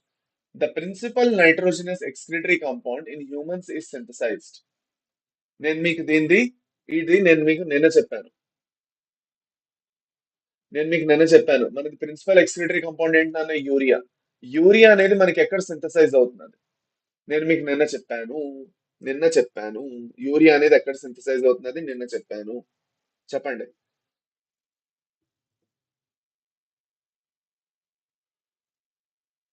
అదన్నాను. Urea అనేది మనకి ఎక్కడ సింథసైజ్ అవుతుంది అన్నది నేను చెప్పాను నేను మీ అందరికి. సో ప్లీజ్ కన్ఫర్మ్ చేయండి. నేను ఎక్కడ సింథసైజ్ అవుతుందని చెప్పాను. యూరియా అనేది మనకి లివర్ లో సింథసైజ్ అవుతుంది. సో లివర్ లో సింథసైజ్ అవుతుందంటే మనకి ఏం రాస్తాం, it is synthesise in the liver but eliminated mostly through kidneys. Option D. Option D కదా, రైట్. మేబీ డిసెంబర్ లో డిసెంబర్ లో నుంచి ఉంటుంది అన్న, డిసెంబర్ నుండి ఉంటుంది. ఓకేనా, పదండి. రైట్. ఓకే. ఇప్పుడు మనం రెగ్యులేషన్ ఆఫ్ కిడ్నీ ఫంక్షన్ గురించి మాట్లాడుకోబోతున్నాం.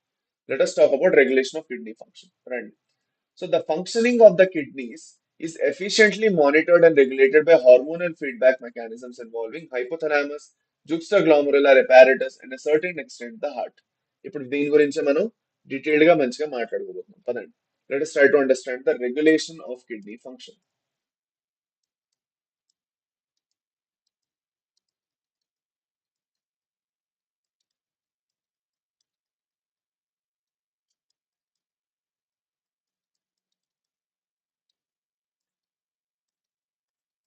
Regulation of kidney function. Kidney function అనేది ఎలా రెగ్యులేట్ అవుతున్నది.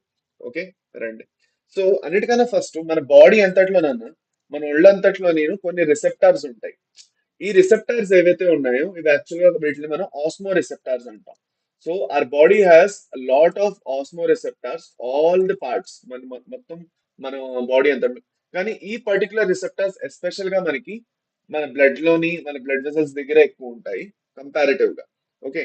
ఇప్పుడు ఇవేం, వీటి ఫంక్షన్ ఏమిటి, ఆస్మో రిసెప్టార్స్ ది ఫంక్షన్ ఏమిటి?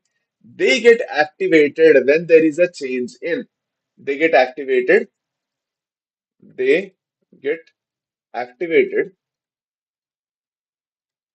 when there is a, when there is a change in, change or fluctuation in, అలా కూడా రాసుకోవచ్చు. When there is a change or fluctuation in, when there is a change or fluctuation in మూడు విషయాలు.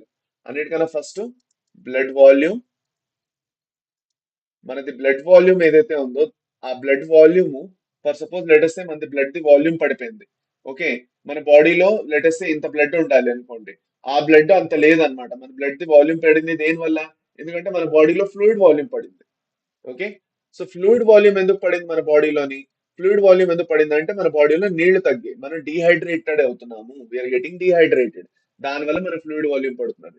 So blood volume పడినా, fluid volume పడినా, లేదు అంటే ionic concentrations పడిపోయినా. అయానిక్ కాన్సన్ట్రేషన్ బేసిక్ గా we are talking about sodium, potassium, chloride and bicarbonates. ఈ నాలుగు అయాన్స్ ఏవైతే ఉన్నాయో మేజర్ అయాన్స్ అన్నమాట మన బాడీలో, sodium, potassium, chloride and bicarbonate. రెండు పాజిటివ్ రెండు నెగిటివ్ అయాన్స్ చెప్పేసాను నేను మీకు. ఈ నాలుగు అయాన్స్ ఏవైతే ఉన్నాయో మన బాడీలో ఎంత ఉండాలో అంత కరెక్ట్ గా ఉంటే పర్వాలేదు. వీటిలో కూడా ఫ్లక్చుయేషన్ ఏమైనా వచ్చిందంటే కూడా మనకి ఆస్మో రిసెప్టార్స్ ఏవైతే ఉన్నాయో ఇవి యాక్టివేట్ అయిపోతాయి. ఓకే. ఇప్పుడు ఈ ఆస్మో రిసెప్టార్స్ ఏవైతే ఉన్నాయో వీటి ఫంక్షన్ సింపుల్. ఇవి ఒక హార్మోనల్ యాక్షన్ తీసుకొని రావడానికి ట్రై చేస్తాయి. ఇవి ఫస్ట్ వెళ్ళి బ్రెయిన్ కి ఒక సిగ్నల్ ఇస్తాయి.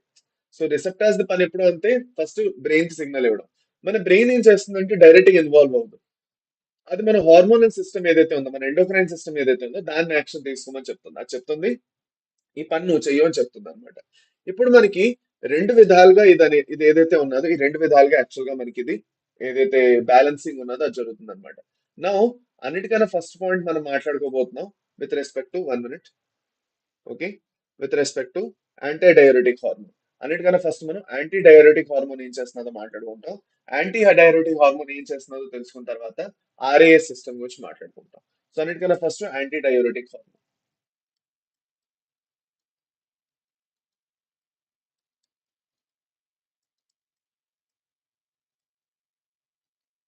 Okay, right. Anti diuretic hormone ని మనం ఏడిహెచ్ అని కూడా అంటాము. దీన్ని ఇంకోటి ఏంటంటాం, వాసో ప్రెసిన్ అంటాం. ఎందుకంటాం కూడా అర్థమవుతుంది మీకు, వాసో ప్రెసిన్ అని ఎందుకంటాం కూడా అర్థమవుతుంది.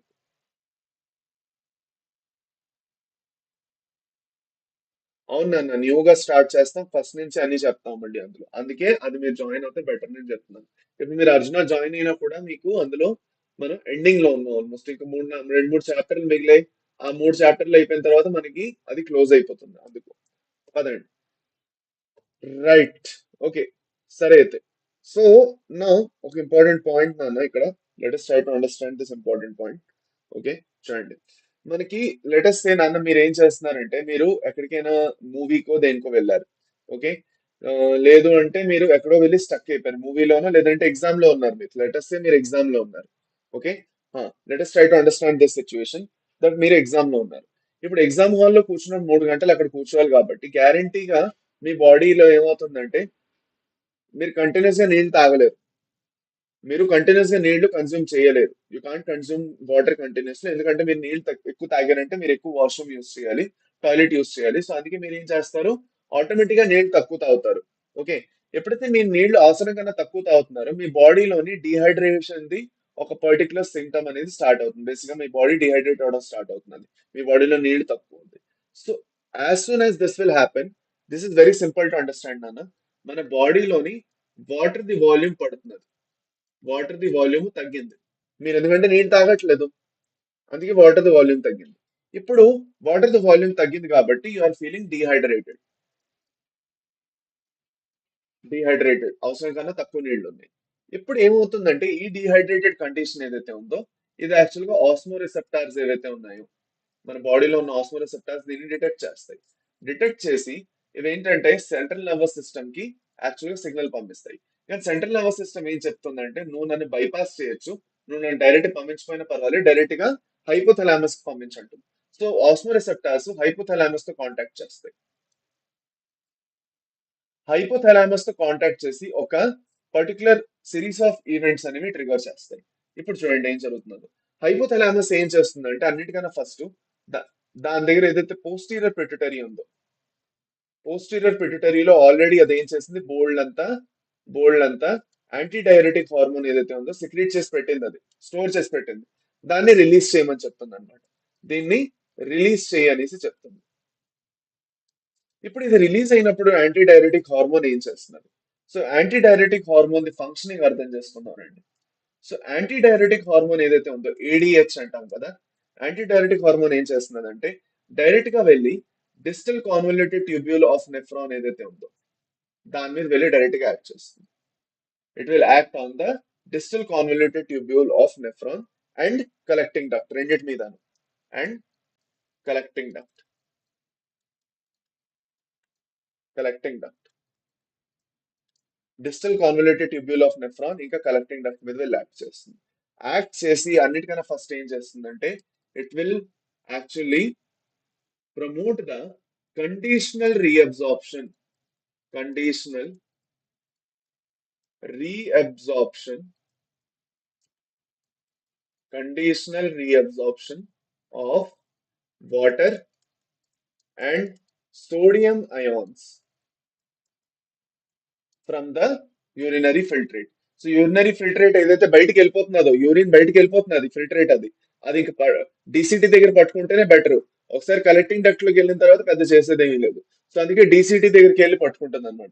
ఇది అంటుంది డిసిటీకి ఎంత కుదిరితే అంత నీళ్ళని ఇంకా సోడియం అయాన్స్ ని రీఅబ్జార్బ్ చేస్తూ ఉంటుంది. సో ఎప్పుడైతే సోడియం ఇంక్ ఇది రీఅబ్జార్బ్ అవుతున్నదో మనకి మనకి ఏమవుతుందంటే చెప్తాను వినండి నన్ను. వాట్ విల్ హ్యాపెన్ నేను క్లియర్ గా చెప్తాను. దీనివల్ల ఏమవుతుందంటే మనకి ఎప్పుడైతే బోల్డ్ అంతా వాటర్ ఇంకా సోడియం అయాన్స్ రీఅబ్జార్బ్ అవుతున్నాయో మనది బ్లడ్ ఏదైతే వాల్యూమ్ ఉందో అది పెరుగుతుంది. బ్లడ్ ది వాల్యూమ్ పెరుగుతుంది. అండ్ ఫైనల్ గా మనకి ఫ్లూయిడ్ వాల్యూమ్ కూడా పెరిగినట్టే మన బాడీలో. దీన్ని బట్టి అర్థం అవునా కదా. మన బాడీలో ఫ్లూయిడ్ వాల్యూమ్ పెరిగింది, బ్లడ్ వాల్యూమ్ కూడా పెరిగింది. Right. That is what we are trying to achieve. So we are no longer dehydrated. Okay. ఇప్పుడు ఫర్దర్ వెళ్ళి ఇది ఇంతటితో ఆగదు. ఓకే. ఇది ఏం చేస్తుందంటే ఒక పర్టికులర్ పని చేస్తుంది. ఇది బ్లడ్ ప్రెషర్ ని కూడా పెంచుతుంది. ఇది యాక్చువల్ గా మీరు ఆలోచించండి అన్న, మన బ్లడ్ లోని క్వాంటిటీ సడన్ గా మన బ్లడ్ ది క్వాంటిటీ పెరిగింది అనుకోండి, మన బ్లడ్ వెజల్స్ అంతే ఉన్నాయి. మన బ్లడ్ క్వాంటిటీ పెరిగిపోయింది కానీ సడన్ గా ఇంత పెద్దవైపోయేవి ఎక్స్టెండబుల్ కాదు అవి. ఓకే. కొంచెం ఎక్స్టెండ్ అవ్వగలమేమో కానీ ఇలా పెద్దవైపోవు కదా. సో ఎప్పుడైతే బ్లడ్ లో వాల్యూమ్ పెరిగిందో మనకి ఏం జరుగుతుందంటే walls of the blood pressure, walls of ఏదైతే బ్లడ్ వెజల్స్ ఉన్నాయో మన బ్లడ్ వెజల్స్ ఏవైతే వాల్స్ ఉన్నాయో దాని మీద ప్రెషర్ ఎగ్జర్ట్ అవ్వడం స్టార్ట్ అవుతుంది. దీన్నే మనం ఏమంటాం వాసో కన్స్ట్రిక్షన్ అంటాం. ఓకే, బోల్డ్ అంత ప్రెషర్ పడుతుంది. అది కాకుండా మనకి బయట నుంచి ఈ పర్టికులర్ హార్మోన్స్ ఏవైతే ఉన్నాయో బయట నుంచి బ్లడ్ వెజల్ ని ప్రెస్ చేస్తాయి, నొక్కుతాయి ఇలాగా. సో నొక్కడం వల్ల మనకి ఏమవుతుందంటే వాసో కన్స్ట్రిక్షన్ అవుతుంది. వాసో కన్స్ట్రిక్షన్ అనేది అవుతుంది. దేని వల్ల అయితే బ్లడ్ ప్రెషర్ అనేది పెరుగుతుంది. బట్ ఇది కంటిన్యూస్ గా ఎట్లానే అవ్వదు. ఒకసారి మనం డిహైడ్రేటెడ్ కాదు అన్నది అర్థమైన తర్వాత ఓకే మన బాడీ ఆస్మోరిసెప్టార్స్ ఈ పర్టికులర్ సిగ్నలింగ్ ఆపేస్తాయి. దేని వల్ల అయితే మరి ఇంకా మనకి ఏడిహెచ్ రిలీజ్ అవ్వదు. రిలీజ్ అవ్వకుండా మళ్ళీ నార్మల్ సిచ్యువేషన్ వచ్చేస్తుంది తర్వాత మనం నీళ్ళు తాగినప్పుడు. ఓకే, అది అన్నమాట. సో ఈ పాయింట్ అనేది మనందరికీ క్లియర్ గా అర్థం అవ్వాలి. ఓకే, ఎప్పుడైనా బీపీ పెరిగిందంటే జిఎఫ్ఆర్ కూడా పెరుగుతుంది. బట్ నందలెస్ మనం ఒకసారి చదువుకుందాం అండి. ఓకే, పదండి. సో మనకి బీపీ పెరిగింది, ఇంకో పక్క నుంచి ఇంకేమైంది, గ్లోమరులార్ ఫిల్టరేషన్ రేట్ కూడా పెరిగింది. అది అన్నమాట. Okay, so let us try to read it a little bit. దాని తర్వాతే మనం ముందుకు వెళ్దాం. ఆస్మోరిసెప్టార్స్ గురించి అయిపోయింది. Now, చూడండి. So an excessive loss of fluid from the body can activate these receptors which stimulate the hypothalamus to release antidiuretic hormone or vasopressin. So vasopressin ఎందుకంటే వాసో అంటే బ్లడ్ వెజల్, ప్రెసిన్ అంటే ప్రెస్ చేయడం. సో బ్లడ్ వెజల్స్ ని press చేస్తున్నారు, constrict చేస్తున్నారు, అందుకే vasopressin అంటున్నాం. From the neuro hypophysis, ADH facilitates water reabsorption from latter parts of the tubule, thereby preventing diuresis. So ADH ఏం చేస్తున్నది అంటే వాటర్ రీఅబ్జార్ప్షన్ చేపిస్తున్నది, చేపించేసి ఏం చేస్తున్నది డయూరెసిస్. డయూరెసిస్ అంటే ఏంటి? Release of urine. Urine release అవ్వడాన్ని డయూరెసిస్ అంటాం. సో డయూరెసిస్ అవ్వకుండా ఆపుతున్నది, యూరిన్ ని రిలీజ్ అవ్వకుండా తగ్గించేస్తున్నది. సో దాన్ని యాంటీ డయూరెటిక్ హార్మోన్ అంటున్నాం అందుకే. Okay, right. An increase in body fluid volume can switch off the osmoreceptors and suppress ADH release to complete the feedback in Japan. Okay, ADH can also affect kidney function by its constrictory effects on blood vessels. This causes an increase in blood pressure. An increase in blood pressure can increase the glomerular blood flow and GFR, glomerular filtration rate. అయింది. ఇప్పుడు మనం next RAS system గురించి మాట్లాడుకోబోతున్నాం.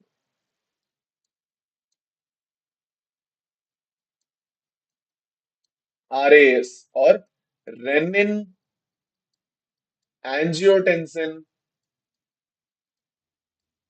aldosterone system. Renin angiotensin aldosterone system. ఓకేనా, done, పదండి.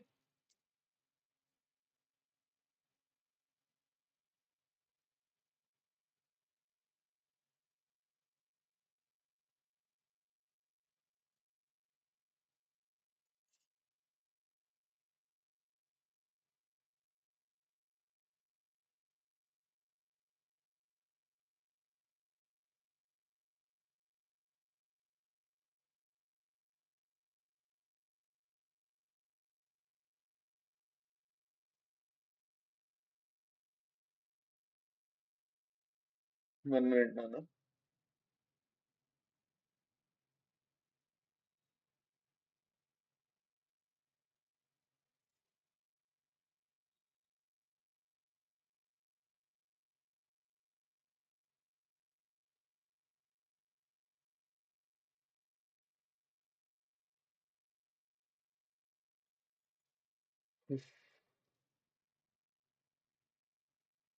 Okay, సరే, పదండి. నా ఒక ఇంపార్టెంట్ పాయింట్ అన్న, నేను మీకు ఇందాక ఒక విషయం చేద్దాం అనుకున్నాను ఇక్కడ. And I would like to tell that thing again once. చూడండి, మనది గ్లోమరులార్ ఫిల్టరేషన్ రేట్ ఏదైతే ఉందో, గ్లోమరులార్ ఫిల్టరేషన్ రేట్ ఏదైతే ఉందో ఇది చాలా అంతవరకు మన బ్లడ్ ప్రెషర్ తోటి కనెక్ట్ అయి ఉన్నది. మన బ్లడ్ ప్రెషర్ ఎక్కువ ఉన్నదంటే గ్లోమరులర్ ఫిల్టరేషన్ కూడా ఎక్కువ ఉంటుంది. మన బ్లడ్ ప్రెషర్ డ్రాప్ అయింది అనుకోండి, గ్లోమరులర్ ఫిల్టరేషన్ రేట్ కూడా డ్రాప్ అవుతుంది. సో బ్లడ్ ప్రెషర్ డ్రాప్ అవడానికి చాలా రీజన్ ఉంది. ఓకే, మన బాడీలో చాలా రీజన్స్ వల్ల బ్లడ్ ప్రెషర్ డ్రాప్ అవ్వచ్చు. ఓకే, ఈ జిఎఫ్ఆర్ మనది ఏదైతే ఉందో 125 ml/minute ఏదైతే ఉందో అది అలా మెయింటైన్ అయ్యి ఉండాలి. అది మెయింటైన్ అయ్యి లేదనుకోండి, if it is not maintain, then juxtaglomerular apparatus లేదంటే juxtaglomerular cells of kidney ఏవైతే ఉన్నాయో ఇవి యాక్చువల్ గా యాక్టివేట్ అయ్యి ఏం చేస్తాయంటే రెనిన్ అనే ఒక హార్మోన్ ని రిలీజ్ చేస్తాయని మనం చదువుకున్నాం నిన్న. కాకపోతే ఈ రెనిన్ యాక్చువల్ గా ఎలా ఫంక్షన్ అవుతుందని నిన్న చదువుకోలేదు. రెనిన్ అనేది రిలీజ్ అవుతుందని చదువుకున్నాం. ఇప్పుడు ఈ రెనిన్ ఏదైతే రిలీజ్ అయిందో ఇదే యాక్చువల్ గా వీళ్ళు ఏం చేస్తుంది అంటే మళ్ళీ గ్లామరులర్ ఫిల్టరేషన్ రేట్ ని పెంచడానికి ట్రై చేస్తుంది. ఎందుకంటే 125 ml నుంచి 120 ml లేదంటే 118 ml per minute పడిపోయింది అంటే కరెక్ట్ కాదు. మనకి యూరిన్ సరిగా ఫిల్టర్ అవ్వదు, అది ఒక ప్రాబ్లం అన్నమాట. It is not healthy. So మనం మళ్ళీ దాన్ని పెంచుకోవాలి వెళ్ళి. సో ఇదొక హార్మోనల్ ఫీడ్బ్యాక్ మెకానిజం స్టార్ట్ అవుతుంది ఇప్పుడు. That is the renin angiotensin aldosterone system. పదండి. ఇప్పుడు రెనిన్ ఆంజియోటెన్సిన్ ఆల్డోస్టెరాన్ సిస్టమ్ లో నేను చెప్పాను గ్లోమరులార్ ఫిల్టరేషన్ రేట్ ఇలా పడగానే, ఓకే, మనకి ఏదైతే జూస్టా గ్లోమరులార్ సెల్స్ ఉన్నాయో, జేజీ సెల్స్ ఏవైతే ఉన్నాయో, ఓకే, జూస్టా గ్లోమరులార్ అపారటస్ ఏదైతే ఉందో, ఈ అపారటస్ మనకి రెనిన్ అనే ఒక హార్మోన్ ని రిలీజ్ చేస్తుందని చెప్పాను. Now this is different from rennin. ఇంకొక హార్మోన్ ఉంది రెన్నిన్ అని, RENNIN. అది మనకి చిన్న పిల్లల్లో మాత్రమే రిలీజ్ అవుతుంది. ఏదైతే కెసిన్ ప్రోటీన్ ని డైజెస్ట్ చేయగలుగుతుంది, అది వేరు. అదొక ఎంజైమ్ కూడా రెన్నిన్, అది వేరు. రెన్నిన్ ఇక్కడ రెనిన్ అనేది ఒక హార్మోన్, అక్కడ రెనిన్ అనేది ఒక ఎంజైమ్. రెండు వేరు వేరు. ఇప్పుడు ఈ రెనిన్ హార్మోన్ ఏదైతే ఉన్నదో ఇది ఏం చేస్తుంది, ఇది యాక్చువల్ గా ఫస్ట్ చేసే పని ఏంటో చెప్తాను. The hormone renin will do one thing. It will actually cause the conversion of angiotensinogen angiotensinogen ఈ యాంజియోటెన్సినోజెన్ ఏదైతే ఉందో ఇది ఒక ఇన్యాక్టివ్ మాలిక్యూల్. ఇది ఎప్పటివరకు యాక్టివ్ గా ఉండదు, కానీ రెనిన్ ది ప్రెసెన్స్ లో రెనిన్ వస్తే మాత్రం ఇది యాక్టివేట్ అయిపోతుంది. So it is inactive and it is released by liver. ఇది మనకి లివర్ ఫామ్ చేస్తుంది. లివర్ అనేది మనకి ఫామ్ చేసి మన బ్లడ్ లోకి రిలీజ్ చేస్తూ ఉంటుంది అది. రెనిన్ ఆంజియోటెన్సిన్ ఆల్డోస్టెరాన్ సిస్టమ్ కోసం. Good afternoon sir, diversity in living chapter is completed or not? నాన్న లేదు నాన్న, వినండి. మీరు నిజంగా యాక్చువల్ గా నేర్చుకుందాం అనుకుంటున్నారంటే మనం యాక్చువల్ గా కవర్ చేసుకోబోతున్నాం, అది డోంట్ నీడ్ టు వరీ. మనం వేదాంత తెలుగు ఛానల్లో వచ్చేసండి మనం ఎన్సెట్ నీట్ రెండు కవర్ చేస్తాం. ఓకే, పదండి. ఇప్పుడు ఇక్కడ ఒక ఇంపార్టెంట్ పాయింట్ మనం అర్థం చేసుకుందామండి. ఓకే, సో మనకి యాంజియోటెన్సినోజెన్ ఏదైతే ఉందో అది లివర్ నుంచి రిలీజ్ అయింది. ఈ యాంజియోటెన్సినోజెన్ ఫర్దర్ ఓకే ఏం చేస్తుందంటే it get converted into angiotensin 1. Angiotensin 1 angiotensin 1 కూడా ఇంకా ఇన్యాక్టివ్ ఫామ్, ఇది ఇంకా యాక్టివ్ కాదు. ఇది ఫర్దర్ వెళ్ళి యాంజియోటెన్సిన్ 2 కింద కన్వర్ట్ అవ్వాలి. ఇప్పుడు యాంజియోటెన్సిన్ 2 కింద కన్వర్ట్ అవ్వడానికి యాంజియోటెన్సిన్ 2 కింద కన్వర్ట్ అవ్వడానికి ఓకే, ఈ యాంజియోటెన్సిన్ 2 ఏదైతే ఉందో ఇది వచ్చేసి మనకి యాక్టివ్ అన్నమాట. This is the active angiotensin. Okay, ఇలా అవ్వడానికి, ఇది యాక్టివేట్ అవ్వడానికి మనకు ఇంకొక ఎంజైమ్ కావాలి. ఈ ఎంజైమ్ పేరే యాంజియోటెన్సిన్ కన్వర్టింగ్ ఎంజైమ్. ఏమంటాం? Angiotensin converting enzyme. Angiotensin converting enzyme. ఈ ఎంజైమ్ ఎవరు రిలీజ్ చేస్తున్నారంటే మన లంగ్స్ ఏవైతే ఉన్నాయో మన లంగ్స్ వీటిని ఫామ్ చేసి రిలీజ్ చేస్తాయి. చూసారా ఎంత ఫ్యాసినేటింగ్ ఉందో? మీరు ఆరిజిన్ చూడండి. ఓకే, మనకి యాక్చువల్ గా యాంజియోటెన్సినోజెన్ మనకి రెనిన్ కిడ్నీలో రిలీజ్ అవుతుంది, యాంజియోటెన్సినోజెన్ లివర్ లో ఫామ్ అయింది, యాంజియోటెన్సిన్ కన్వర్టింగ్ ఎంజైమ్ లంగ్స్ లో ఫామ్ అయింది, అది లంగ్స్ లో ఫామ్ అయ్యి బ్లడ్ లోకి రిలీజ్ అయింది. ఇప్పుడు ఫర్దర్ వెళ్ళి ఈ యాక్టివ్ యాంజియోటెన్సినోజెన్ ఏదైతే ఉన్నదో ఇది ఏం చేస్తుందంటే మూడు ఇంపార్టెంట్ పనులు చేస్తుంది. ఫస్ట్ పని ఫస్ట్ పని ఏం చేస్తుందంటే ఇది వెళ్ళి అడ్రినల్ కార్టెక్స్ దగ్గరికి వెళ్తుంది. కిడ్నీ మీద ఉన్న అడ్రినల్ కార్టెక్స్ దగ్గరికి వెళ్తుంది. అడ్రినల్ కార్టెక్స్ దగ్గరికి వెళ్ళి దానికి ఒక పని చెప్తుంది. అడ్రినల్ కార్టెక్స్ అంటుంది నీ దగ్గర ఒక మినరల్ కార్టికాయిడ్ ఉంది ఆల్డోస్టెరాన్ అనేసి, నీ అడ్రినల్ కార్టెక్స్ నుంచి అది రిలీజ్ చేయంటుంది. సో అడ్రినల్ కార్టెక్స్ ఆల్డోస్టెరాన్ ని రిలీజ్ చేస్తుంది. రిలీజ్ చేయడం వల్ల ఏమవుతుందంటే కండిషనల్ రీఅబ్జార్ప్షన్ ఆఫ్ సోడియం అనేది జరుగుతుంది. ఇదేం చేపిస్తుంది? Conditional reabsorption of sodium. Sodium ది కండిషనల్ రీఅబ్జార్ప్షన్ చేపిస్తుంది. నెక్స్ట్ నెక్స్ట్ వెళ్ళి యాంజియోటెన్సినోజెన్ ఏదైతే ఉందో అది ఇంకోటి ఏం చేస్తుంది, అది ఆల్డోస్టిరాన్ తో పాటు పీసీటీ మీద యాక్ట్ చేస్తుంది. ప్రాక్సిమల్ కాన్వల్యూటెడ్ ట్యూబ్యూల్ ఏదైతే ఉందో యాక్ట్ చేసి వాటర్ రీఅబ్జార్ప్షన్ ట్రిగర్ చేస్తుంది. ఇంకా వాటర్ ఉన్న వాటర్ ఎంత కుదిరితే అంత రీఅబ్జార్బ్ చేసి పడేసి ఉంటుంది దాన్ని. సో వాటర్ రీఅబ్జార్ప్షన్ చేస్తుంది. నెక్స్ట్ మూడో ఇంపార్టెంట్ పని ఏం చేస్తుంది అంటే ఇది the third important work it will do is it will do vasoconstriction on efferent arteriole. ఏదైతే ఇఫరెంట్ ఆర్టీరియోల్ ఉందో ఓకే, ఇఫరెంట్ ఆర్టీరియల్ ఉందో 1 minute. బేసిక్ గా నేను ఆర్టరీస్ అంటాను. ఆర్టరీ అంటాను, బెటర్, అది బెటర్ గా ఉంటుంది. ఓకే, ఆర్టరీస్ ఏవైతే ఉన్నాయో అన్నమాట, మన ఆర్టీరియోల్స్ ఏవైతే ఉన్నాయో అక్కడ వెళ్ళి ఏం చేస్తుంది, వాసో కన్స్ట్రక్షన్ చేస్తుంది. వాసో కన్స్ట్రక్షన్ అంటే ఏంటి నాన్న? టైట్ చేయించడం అనమాట, బ్లడ్ వెజల్స్ ని ఇలాగా దగ్గరికి తేవడం. ఇలా ఉన్నది మన బ్లడ్ వెజల్ అంటే ఇలా నొక్కేయడం అనమాట బ్లడ్ వెజల్ ని. సో దీని వల్ల ఎప్పుడైతే ఇలా నొక్కడం జరుగుతుందో మనకి ఏమవుతుంది, లోపల బ్లడ్ ఈజీగా ఫ్లో అవ్వడం జరగదు, ప్రెషర్ పెరిగిపోతుంది అంతే. దీనివల్ల మనకి ఏమవుతుంది అంటే బ్లడ్ ప్రెషర్ పెరుగుతున్నది. సో బ్లడ్ ప్రెషర్ పెరగడానికి నీళ్లు కావాలి, సోడియం అయాన్స్ కావాలి, ఇంకా వాసో కన్స్ట్రక్షన్ జరగాలి, మూడు జరగాలి. అర్థమైందా? అర్థమైందా? డన్. ఇస్ ఇట్ క్లియర్ నాన్న? సో మనకి ఫస్ట్ ఆఫ్ ఆల్ వాటర్ ఇంకా సోడియం రీఅబ్సార్బ్ అవుతున్నాయి, దేని వల్ల అయితే బ్లడ్ ది ఫ్లూయిడ్ వాల్యూమ్ పెరుగుతున్నది. ఫ్లూయిడ్ వాల్యూమ్ పెరగడం వల్ల బ్లడ్ ప్రెషర్ ఆటోమేటిక్ గా పెరుగుతున్నది. అది కాకుండా వాసో కన్స్ట్రక్షన్ కూడా చేపించడం జరుగుతున్నది, దానివల్ల మన బ్లడ్ ప్రెషర్ పెరుగుతున్నది. నా మన బ్లడ్ ప్రెషర్ పెరిగింది అంటే ఈవెన్చువల్ గా ఏం జరుగుతుందన్న ఆలోచించండి. మన బ్లడ్ ప్రెషర్ పెరిగిందంటే ఏం జరుగుతుంది eventually? The increased blood pressure will actually increase the glomerular filtration rate. మన గ్లోమరులార్ ఫిల్టరేషన్ రేట్ ని పెంచుతుంది. ఇప్పుడు ఒక ఇంపార్టెంట్ పాయింట్ ఇక్కడ. ఓకే, ఇప్పుడు ఒక ఇంపార్టెంట్ పాయింట్, అంటే మనం ఎన్సీఆర్టీ ఫస్ట్ చదువుకొని ఆ ఇంపార్టెంట్ పాయింట్ కి వెళ్దాం పదండి. Okay, the JGA plays a complex regulatory role. A fall in a glomerular blood flow or glomerular blood pressure or glomerular filtration rate, మూడిట్లో ఏదైనా, గ్లోమరులార్ బ్లడ్ ఫ్లో అయినా, బ్లడ్ ప్రెషర్ అయినా, filtration rate అయినా, can activate the JG cells to release renin, which converts angiotensinogen in blood to angiotensin 1 and further to angiotensin 2. Angiotensin 2 being a powerful vasoconstrictor, ఇక్కడ underline చేసుకుందాం. Angiotensin 2 ఏదైతే ఉన్నదో, it is a powerful vasoconstrictor, increases the glomerular blood pressure and thereby GFR. It also activates the adrenal cortex to release aldosterone. It causes reabsorption of sodium and water from the distal parts of the tubule.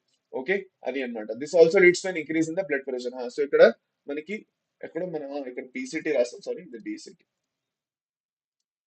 ఇది ఒక చిన్న mistake అయింది, DCT అంతే. Okay, so this also leads to increase in the blood pressure and GFR, అది అన్నమాట. GFR ఇంకా blood pressure పెంచుతున్నది. This complex mechanism is generally known as renin angiotensin aldosterone mechanism. వీళ్ళు రెనిన్ యాంజియోటెన్సిన్ అని చెప్తున్నారు, కాకపోతే ఇది రెనిన్ యాంజియోటెన్సిన్ ఆల్డోస్టెరాన్ మెకానిజం, అది అన్నమాట. సో నాన్న, అందరికందరూ ఒకసారి నాకు చెప్పండి, ఎస్సీ కేటగిరీకి ఎన్ని మార్క్స్ రావాలి? ఎస్సీ కేటగిరీకి నాన్న మీకు 550 ప్లస్ ఉండాలి. 500 to 550 ప్లస్ ఉన్నది అంటే మీకు యాక్చువల్ గవర్నమెంట్ కాలేజ్ లో సీట్ దొరకడానికి ఛాన్సెస్ ఉంటాయి. 550 ప్లస్ ఉంటాయి. 550 ప్లస్ కన్నా తక్కువ 500 వరకు ఉన్నదంటే ప్రైవేట్ కాలేజీల్లో రావడానికి ఛాన్సెస్ ఉంటాయి. అర్థమైందా అమ్మ? అనూయ అల్లు. ఓకే, పదండి. రైట్, సో ఇక్కడ వరకు క్లియర్ కదా? ఇప్పుడు మనకి ఈ రెనిన్, మనకి యాక్చువల్ గా ఒక ఫీడ్బ్యాక్ మెకానిజం మనకి ఇక్కడ ఉన్నది. మనకి ఏడిహెచ్ కోసం ఒక ఫీడ్బ్యాక్ మెకానిజం ఉన్నది. ఏడిహెచ్ పర్వాలేదు, మేనేజ్ చేసుకోగలుగుతున్నది. It has a feedback mechanism. Increase in body fluid volume can switch off the osmoreceptors and suppress ADH release, problem లేదు.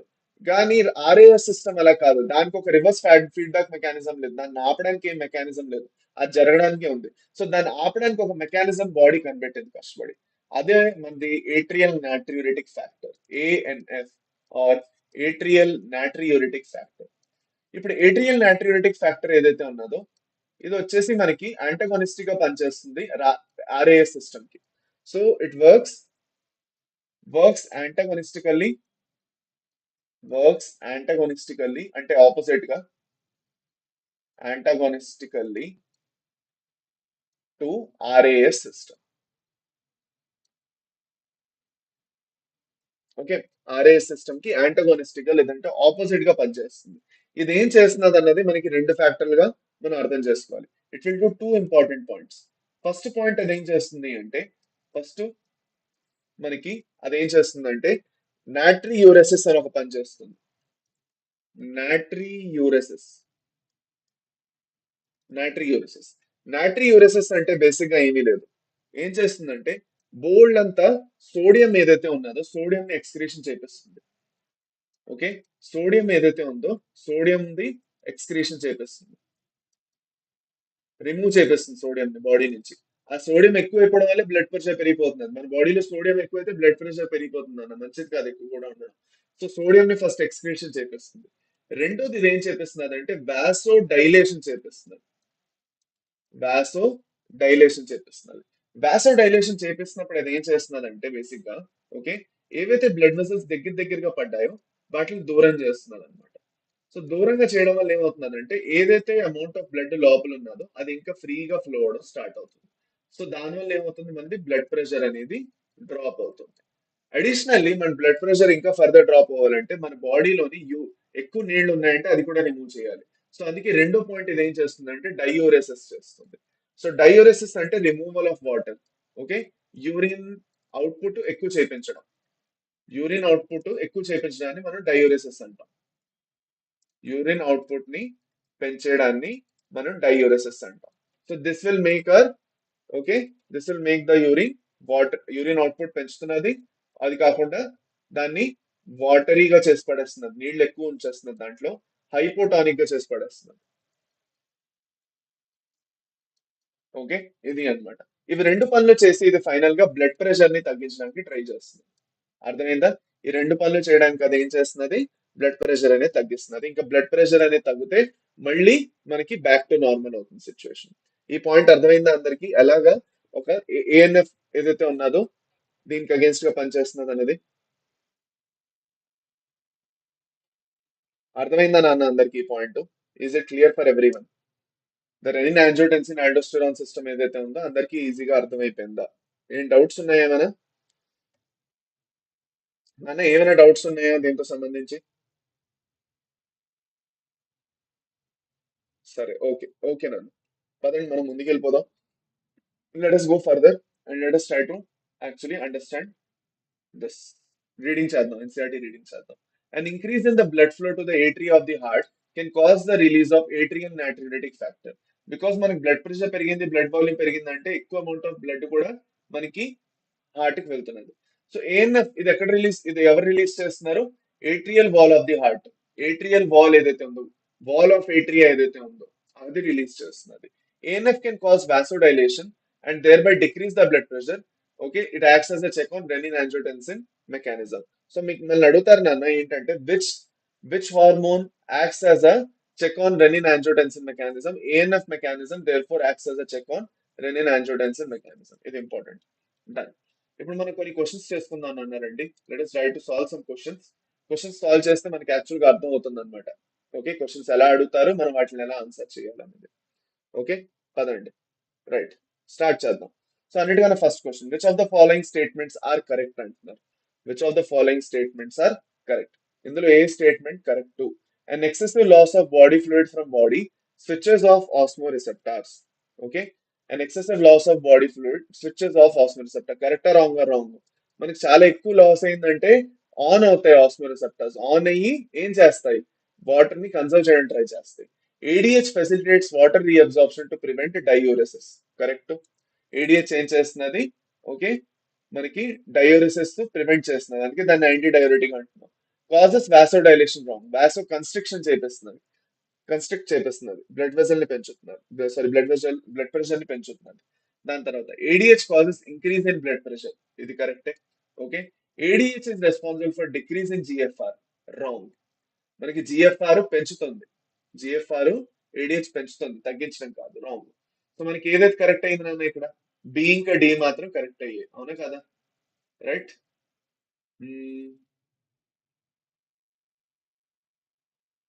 బ్లడ్ ప్రెషర్ ని పెంచుతుంది అన్నది కరెక్ట్. ఓ ఇది ఏఎన్ఎఫ్, సారీ సారీ సారీ, నేను చూసుకోలేదు, నా తప్పు నా తప్పు. ఇది కరెక్ట్ రైట్. ఇప్పుడు సరిపోయింది.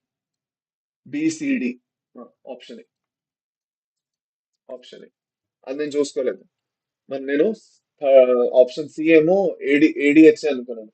అన్ని ఏడిహెచ్ ఇచ్చారు కదా, ఏడిహెచ్ అనుకున్నాను నేను. అది నేనే తప్పు చేశాను. ఓకే, సరే, పదండి. Next question, which of the following would help in prevention of diuresis? So diuresis prevent చేయడం అంటే ఏంటి? యూరిన్ అవుట్పుట్ ని తగ్గించడం. యూరిన్ అవుట్పుట్ ని తగ్గించడాన్ని మనం ఏమంటున్నాం? ప్రివెన్షన్ ఆఫ్ డయూరెసిస్ అంటున్నాం. So atrial natriuretic factor, decrease in secretion of renin, so atrial natriuretic factor vasoconstriction చేస్తున్నది అంటున్నారు, wrong. Decrease in secretion of renin by JG cells, దానివల్ల మనకి డైయూరెసిస్ ఎందుకు ప్రివెంట్ అవుతుంది? మనకి రెనిన్ రిలీజ్ తగ్గిపోతే urine output ఎక్కువ అయిపోతుంది, తగ్గదు. So wrong. Angiotensin causes vasodilation, wrong. Reabsorption of sodium and water from renal tubules due to aldosterone, correct. Option D. అలా అన్నమాట. సరేనా?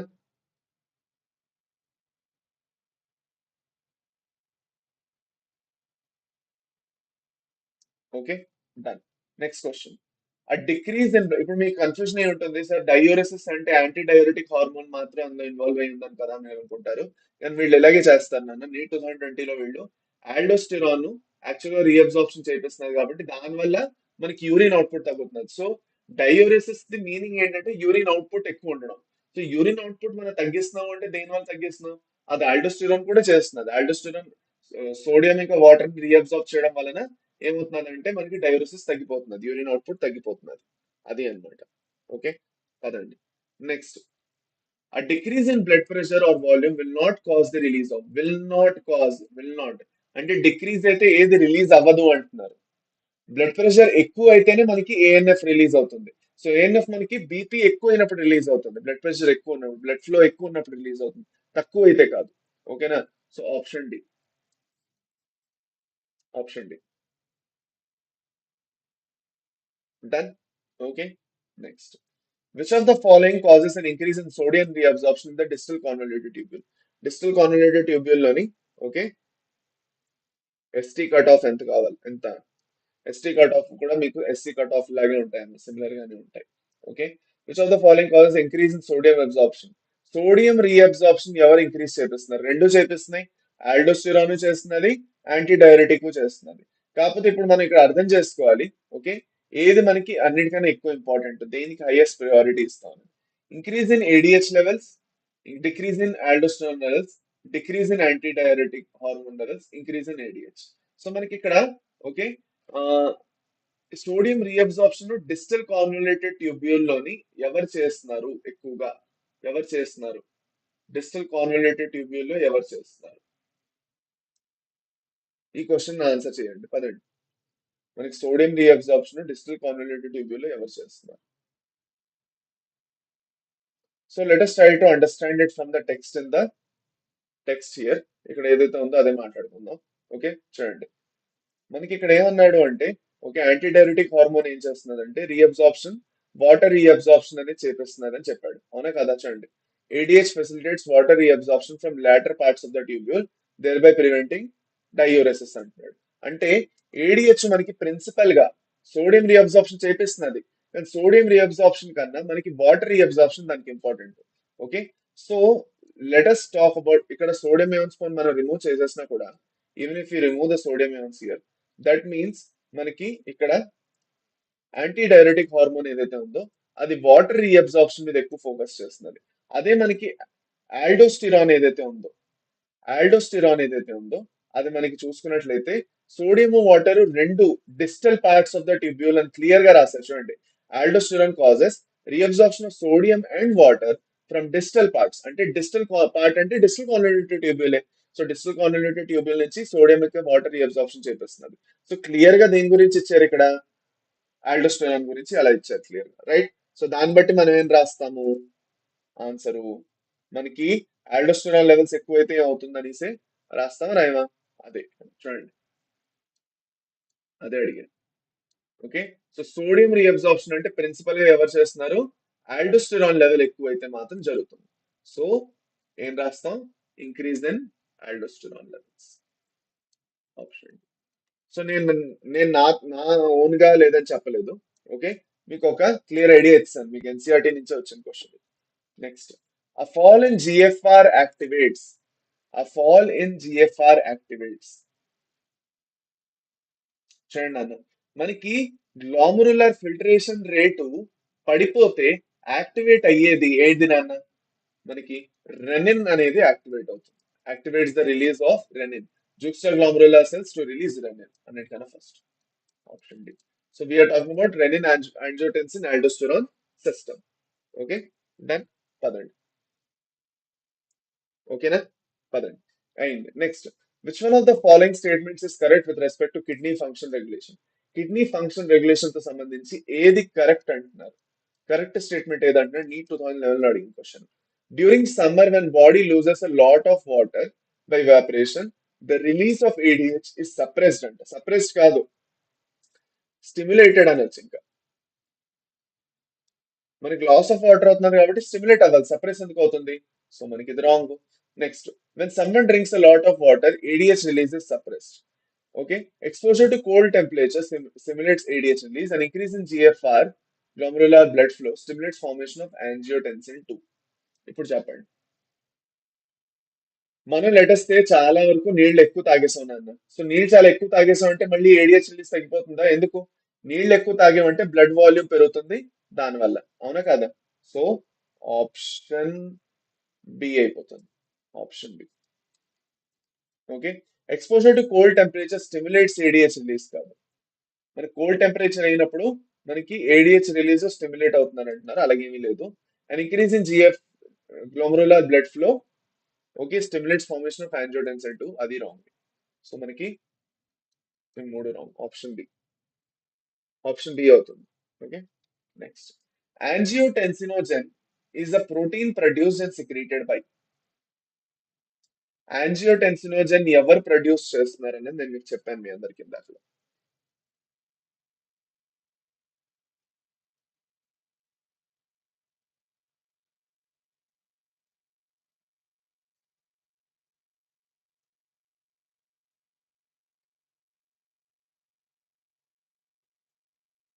చెప్పండి, చెప్పండి నన్ను. ఎవరు రిలీజ్ చేస్తున్నారు? మన లివర్ సెల్స్ ఫామ్ చేసి రిలీజ్ చేస్తున్నాయి. అదే యాంజియోటెన్సిన్ కన్వర్టింగ్ ఎంజైమ్ అని వచ్చింది అనుకోండి, ఓకే, అప్పుడు మనకి ఏమొస్తుంది? లంగ్స్ వస్తాయి. ఓకే, పదండి, డన్ అన్న. ఇక్కడ వరకు మనకి రెగ్యులేషన్ అయిపోయింది. ఇప్పుడు మనం మెచ్యూరేషన్ పక్క వెళ్తున్నాం. ఇంకా ఇక్కడ నుంచి మనం ఇంకా ఎక్కువగా రీడింగ్ చేస్తాం అన్న. మనం ప్యూర్ గా NCERT రీడింగ్ చేసుకుంటూ వెళ్ళిపోతాం ఎక్కువగా.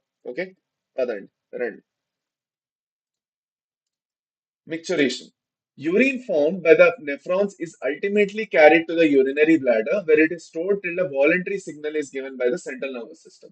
చూడండి, మనకి యూరిన్ ఏదైతే ఉన్నదో, ఓకే, ఏదైతే నెఫ్రాన్స్ ఫామ్ చేసాయో యూరిన్, ఓకే, నెఫ్రాన్స్ ఏదైతే యూరిన్ ని ఫామ్ చేసాయో, ఓకే, ఆ యూరిన్ ఫార్మేషన్ అంతా మనకి ఫస్ట్ పెల్విక్ రీజియన్ లో కలెక్ట్ అవుతుంది, కిడ్నీలో. కిడ్నీలో ఉన్న పెల్విస్ లో కలెక్ట్ అయ్యి అది మనకి యూరేటర్స్ త్రో వెళ్ళి యూరేటర్ నుంచి వచ్చి మనకి యూరినరీ బ్లాడర్ లో కలెక్ట్ అయి ఉంటుంది. This signal is initiated by stretching of urinary bladder as it get filled with water. మనకి ఏమవుతుందంటే అన్నిటికన్నా ఫస్ట్ మన యూరినరీ బ్లాడర్ దగ్గర స్ట్రెచ్ రిసెప్టార్స్ ఉంటాయి. మన యూరినరీ బ్లాడర్ లో స్ట్రెచ్ రిసెప్టార్స్ ఉంటాయి. సో టు అండర్స్టాండ్ దిస్ ఈజీగా మనం ఇది ఒక డయాగ్రామ్ వేసుకోవచ్చు. Let us say this are urinary bladder. ఇలా రెండు కిడ్నీలు ఉన్నాయి. ఓకే, ఈ రెండు కిడ్నీస్ నుంచి యూరేటర్స్ వచ్చి ఇంకా యూరినరీ బ్లాడర్ లోకి యూరిన్ అనేది కలెక్ట్ అవుతుంది. Okay, one by one urine collect అవుతుంది. ఇప్పుడు యూరిన్ కలెక్ట్ అవుతున్నప్పుడు ఈ యూరినరీ బ్లాడర్ ఏదైతే ఉందో, ఈ యూరినరీ బ్లాడర్ ఏదైతే వాల్ ఉన్నదో, గోడ గోడ wall, the wall of urinary bladder ఏదైతే ఉందో, అన్నిటికన్నా ఫస్ట్ దీనికి స్ట్రెచ్ రిసెప్టార్స్ అనేవి ఉంటాయి. సో లెటస్ సే మనకి ఒక పర్టికులర్ లిమిట్ ఉన్నదన్నమాట. దాదాపు ఒక 200 ml ఆఫ్ యూరిన్, లేదంటే 200 to 400 ml ఆఫ్ యూరిన్, ఒక లిమిట్ ఉంది. అంత లిమిట్ వరకు యూరిన్ ఫిల్ అయిందంటే మాత్రం మనకి ఏం చేస్తుందంటే యూరినరీ బ్లాడర్ అట్లనే ఉంటుంది, మనకి పెద్దగా తెలియదు అనమాట, లైట్ లైట్ గా యూరిన్ ఫిల్ అవుతున్నది. కానీ 300 to 400 ml కన్నా ఎక్కువ అయిపోయింది అనుకోండి, అప్పుడు ఏం జరుగుతుందంటే యూరినరీ బ్లాడర్ ఏదైతే ఉందో స్ట్రెచ్ అవడం స్టార్ట్ అవుతుంది. So to accommodate the incoming urine, the urinary bladder will stretch, and it will stretch because of the presence of the pseudostratified epithelium. ఏదైతే pseudostratified epithelium ఉన్నదో, ఆ pseudostratified epithelium ఉండడం వల్ల stretch అవుతుంది. ఇప్పుడు ఈ స్ట్రెచ్ అవడం వల్ల దాంట్లో స్ట్రెచ్ రిసెప్టార్స్ అనేవి ఉంటాయి వాల్ లోని. ఈ స్ట్రెచ్ రిసెప్టార్స్ ఏం చేస్తాయంటే యాక్టివేట్ అయిపోతాయి, దే విల్ గెట్ యాక్టివేటెడ్. ఇవి యాక్టివేట్ అయ్యి ఏం చేస్తాయంటే సెంట్రల్ నర్వస్ సిస్టమ్ కి ఒక సిగ్నల్ పంపిస్తాయి. ఇంకా యూరిన్ కావాల్సినంత ఫిల్అప్ అయిపోయింది యూరినరీ బ్లాడర్ లో, ఇంకా రిలీజ్ చేసే సమయం ఆసన్నమైనది అనేసి సిగ్నల్ పంపిస్తాయి అనమాట. ఒకసారి సిగ్నల్ ఎప్పుడైతే యాక్చువల్ గా వెళ్తుందో, ద CNS, చూడండి, okay, on the walls of the bladder send signal to central nervous system. the central nervous system passes on motor messages to initiate the contraction of smooth muscles of the bladder and simultaneous relaxation of urethral sphincter, causing the release of the urine. Okay, దీన్నే మనం maturation, ఇంకా ఈ neural mechanisms ఏవైతే ఉన్నాయో దీన్ని మనం maturation reflex అంటాం. చూడండి, మనకి ఇక్కడ ఏమైందంటే సెంట్రల్ నర్వస్ సిస్టమ్ ఏం చేస్తున్నదంటే రెండు పనులు చేస్తున్నది. Central nervous system urinary bladder లో ఉన్న స్మూత్ మజిల్స్ ఏవైతే ఉన్నాయో ఆ స్మూత్ మజిల్ కాంట్రాక్షన్ చేపిస్తుంది. కాంట్రాక్షన్ చేస్తే ఏమవుతుంది? స్మూత్ మజిల్ కాంట్రాక్షన్ అంటే మజిల్స్ పుష్ చేస్తున్నాయి ఇంకా యూరిన్ వెళ్ళు అనేసి. ఇప్పుడు యూరిన్ వెళ్ళాలి అంటే యురేథ్రల్ ఓపెనింగ్ క్లియర్ గా ఉండాలి, అక్కడ జాగా సాఫ్ గా ఉండాలి. సో అందుకే అక్కడ ఒక చిన్న తలుపు ఉంటుంది అనమాట యురేథ్రా దగ్గర, దాన్ని మనం యురేథ్రల్ స్ఫింక్టర్ అంటాం. ఈ యురేథ్రల్ స్ఫింక్టర్ ఏదైతే ఉందో ఇది ఒక డోర్ లాగా అన్నమాట. ఇది క్లోజ్ అయ్యి ఉంటుంది, ఉట్టుకుంటూనే యూరిన్ వచ్చినప్పుడు మాత్రం ఓపెన్ అవుతుంది. సో యూరిన్ ఒక పక్క నుంచి వస్తున్నది అనగా సెంట్రల్ నర్వస్ సిస్టమ్ ఎప్పుడైతే దానికి సిగ్నల్ ఇస్తుందో యురేథ్రల్ సెంటర్ అనేది ఓపెన్ అవుతుంది.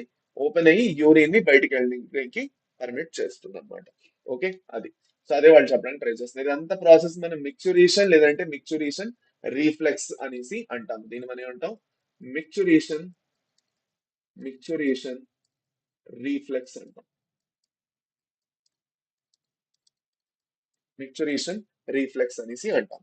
ఓకే, రైట్, అయింది. సో ఒక అడల్ట్ హ్యూమన్ ఎంత అమౌంట్ ఆఫ్ యూరిన్ అనేది ఫార్మ్ చేస్తున్నారు? An adult human excretes on an average 1 to 1.5 liters of urine per day. The urine formed is light yellow colored watery fluid which is slightly acidic. pH 6.6 వరకు ఉంటుంది. Slightly acidic అన్నమాట. So మనకి 7 లోపు ఉంటే acidic, 7 తర్వాత అయితే 7 అయితే neutral, 7 తర్వాత ఆల్కలైన్ కదా. సో మనకి 7 కన్నా తక్కువ ఉంది, 6 లో ఉంది. So 6 is slightly acidic and has a characteristic odor. Okay, on an average 25 to 30 grams of urea is excreted out per day. ఇది మిమ్మల్ని అడుగుతారు, యావరేజ్ మనం ఎంత అమౌంట్ ఆఫ్ యూరియాని మనం ఎక్స్క్రీట్ చేస్తున్నాం పర్ డే, మనం ఎంత అమౌంట్ ఆఫ్ యూరియాని రిమూవ్ చేస్తున్నాం మన బాడీ నుంచి? 25 to 30 grams. Various conditions can affect the characteristics of urine. Analysis of urine helps in clinical diagnosis of many metabolic disorders as well as malfunctioning of the kidney. So మన urine ఎప్పుడైతే actual గా test చేపిస్తారో, మీరు చాలా సార్లు చూసుంటారు, మీకు ఏమైనా health issues వచ్చిన, జాండీస్ ఇలాంటివి ఏమైనా హెల్త్ ఇష్యూస్ ఎప్పుడైతే వస్తాయో ఫస్ట్ యూరిన్ టెస్ట్ రాసేస్తారు. యూరిన్ టెస్ట్ లో ఏమవుతుందంటే యూరిన్ లో మన బాడీలో ఉన్న బోల్డ్ అని వేస్ట్ ప్రోడక్ట్స్, అది కాకుండా బోల్డ్ అని మెటబోలైట్స్ అనేవి రిమూవ్ అవుతున్నాయి. సో కొన్ని మెటబోలైట్స్ ఏవైతే ఉన్నాయో అవి రిమూవ్ అవుతున్నప్పుడు మన బాడీలో ఏమైనా డిసీజ్ ఉండడం వల్ల అవి రిమూవ్ అవుతాయి. ఎస్పెషల్లీ మనం ఒక ఎగ్జాంపుల్ తీసుకున్నట్లయితే మన మన యూరిన్ లో గ్లూకోజ్ ఇంకా కీటోన్ బాడీస్ చాలా ఎక్కువ ఉన్నాయి అనుకోండి. గ్లూకోజ్ చాలా ఎక్కువ ఉందంటే దాన్ని మనం గ్లైకోజూరియా అంటాం. కీటోన్ బాడీస్ ఎక్కువ ఉన్నాయంటే కీటోన్ యూరియా అంటాం. ఇవి రెండు ఏవైతే ఉన్నాయో ఇది ఎందుకు ఫామ్ అవుతుందంటే డయాబెటీస్ మెలిటస్ ఎవరికైతే ఉంటుందో, డయాబెటీస్ మెలిటస్ ఉండడం వల్ల గ్లూకోజ్ అబ్జార్ప్షన్ సరిగ్గా జరగదు. మన బాడీలో ఉన్న లివర్ సెల్స్ ఇంకా మజల్ సెల్స్ మరియు ఫ్యాట్ సెల్స్, మెయిన్లీ లివర్ ఇంకా ఫ్యాట్ సెల్స్ గ్లూకోజ్ ని స్టోర్ చేస్తాయి గ్లైకోజన్ ఫామ్ లో. సో ఎప్పుడైతే జనాలకి డయాబెటీస్ మెలిటస్ అవుతుందో ఈ గ్లూకోజ్ అనేది పికప్ చేయవు లివర్ సెల్స్ ఇంకా ఫ్యాట్ సెల్స్, ఎడిపోస్ సెల్స్. అలాంటప్పుడు గ్లూకోజ్ అలాగే కలెక్ట్ అయిపోయి ఉండిపోతుంది బ్లడ్ లోని. సో బ్లడ్ లో గ్లూకోజ్ ఎక్కువ అవడం వల్ల అది యూరిన్ లోనే వస్తుంది. ఇంకో పక్క నుంచి ఈ బ్లడ్ ఏదైతే గ్లూకోజ్ ఉన్నదో అది ఎసిటోన్ బాడీస్ లేదంటే కీటోన్ బాడీస్ కింద కన్వర్ట్ అవుతూ ఉంటుంది. సో దానివల్ల మనకి కీటోన్ బాడీస్ కూడా రిలీజ్ అవుతూ ఉంటాయి. So both glycosuria and ketonuria are indicative of diabetes mellitus. మిమ్మల్ని అడుగుతారు డయాబెటీస్ మెలిటస్ లో మనకి ఏమేమి ఇన్వాల్వ్ అవుతున్నాయని. కీటోన్ యూరియా, గ్లైకోజూరియా రెండు ఉన్నాయి. So diabetes is equal to ketonuria plus glycosuria. ఈ విషయం గుర్తు పెట్టుకోండి, ఇంపార్టెంట్. ఓకే, అయింది, రైట్. సో మనకి యూరిన్ ది కలర్ yellowish ఎందుకు ఉంటుంది అన్న? Which pigment which pigment is responsible for okay yellow colour of urine? yellow colour ఏదైతే యూరిన్ లో వస్తుందో దానికి ఏ particular pigment responsible? That is nothing but urochrome. Urochrome అనేసి ఒక పిగ్మెంట్ ఉన్నది. ఆ పిగ్మెంట్ వల్ల క్యారెక్టరిస్టిక్ yellow కలర్ అనేది వస్తుంది యూరిన్ కి. Okay, right. నెక్స్ట్ మనకి role of other organs in excretion. Okay, వేరే ఆర్గన్స్ ఎలాగా ఎక్స్క్రీషన్ లోకి కాంట్రిబ్యూట్ చేస్తున్నాయి అనేది కూడా చదువుకోబోతున్నాం. పదండి.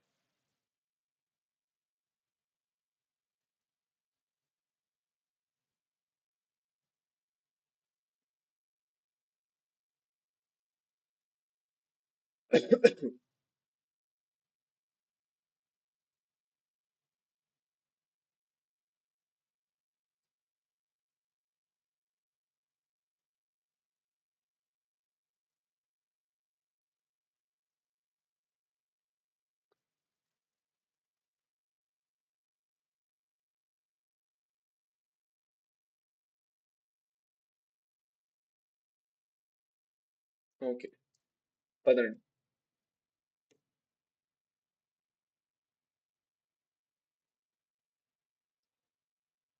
ఓకే, జస్ట్ 1 minute ఇవ్వండి నాన్న, ఐల్ బి బ్యాక్. కొంచెం కొంచెం నీళ్ళు తాగేసి వస్తాను.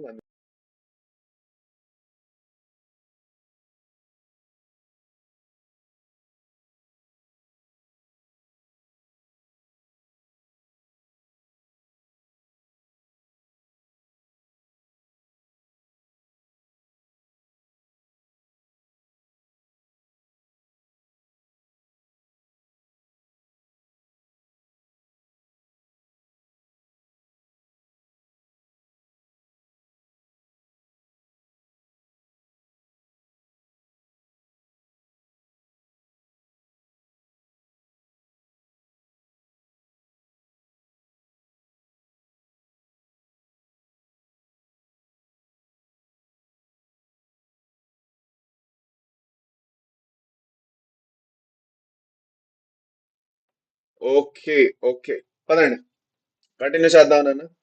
నాన్న ఎక్కడి వరకు అందరికీ క్లియర్ కదా? మిక్చురేషన్ రిఫ్లెక్స్ అందరికీ క్లియర్ కదా? Shall we go further? ముందుకు వెళ్దాం, ఒకసారి కన్ఫర్మ్ చేస్తాండి నాకు.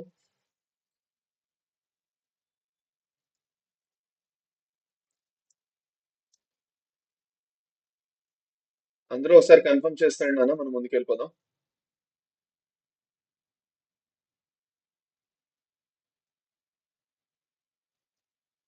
డన్.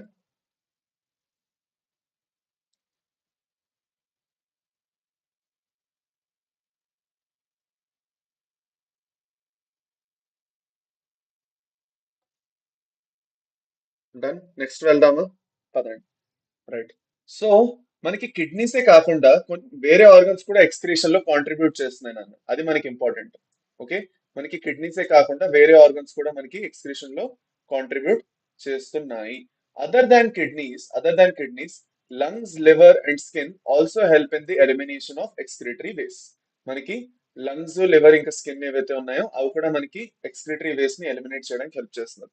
అవును, నేను మీకు ఒక చిన్న పాయింట్ ఇక్కడ మిస్ అయ్యామో ఏమిటి మనం ఇందాకలా. 1 minute ఆగండి. నాకు ఎందుకో ఎక్కడో ఒక పాయింట్ చిన్నది మిస్ అయింది అనిపిస్తున్నది. అది ఎరిథ్రోపాయిటిన్ గురించి మనం డిస్కస్ చేయలేదు కదా. 1 minute ఆగండి.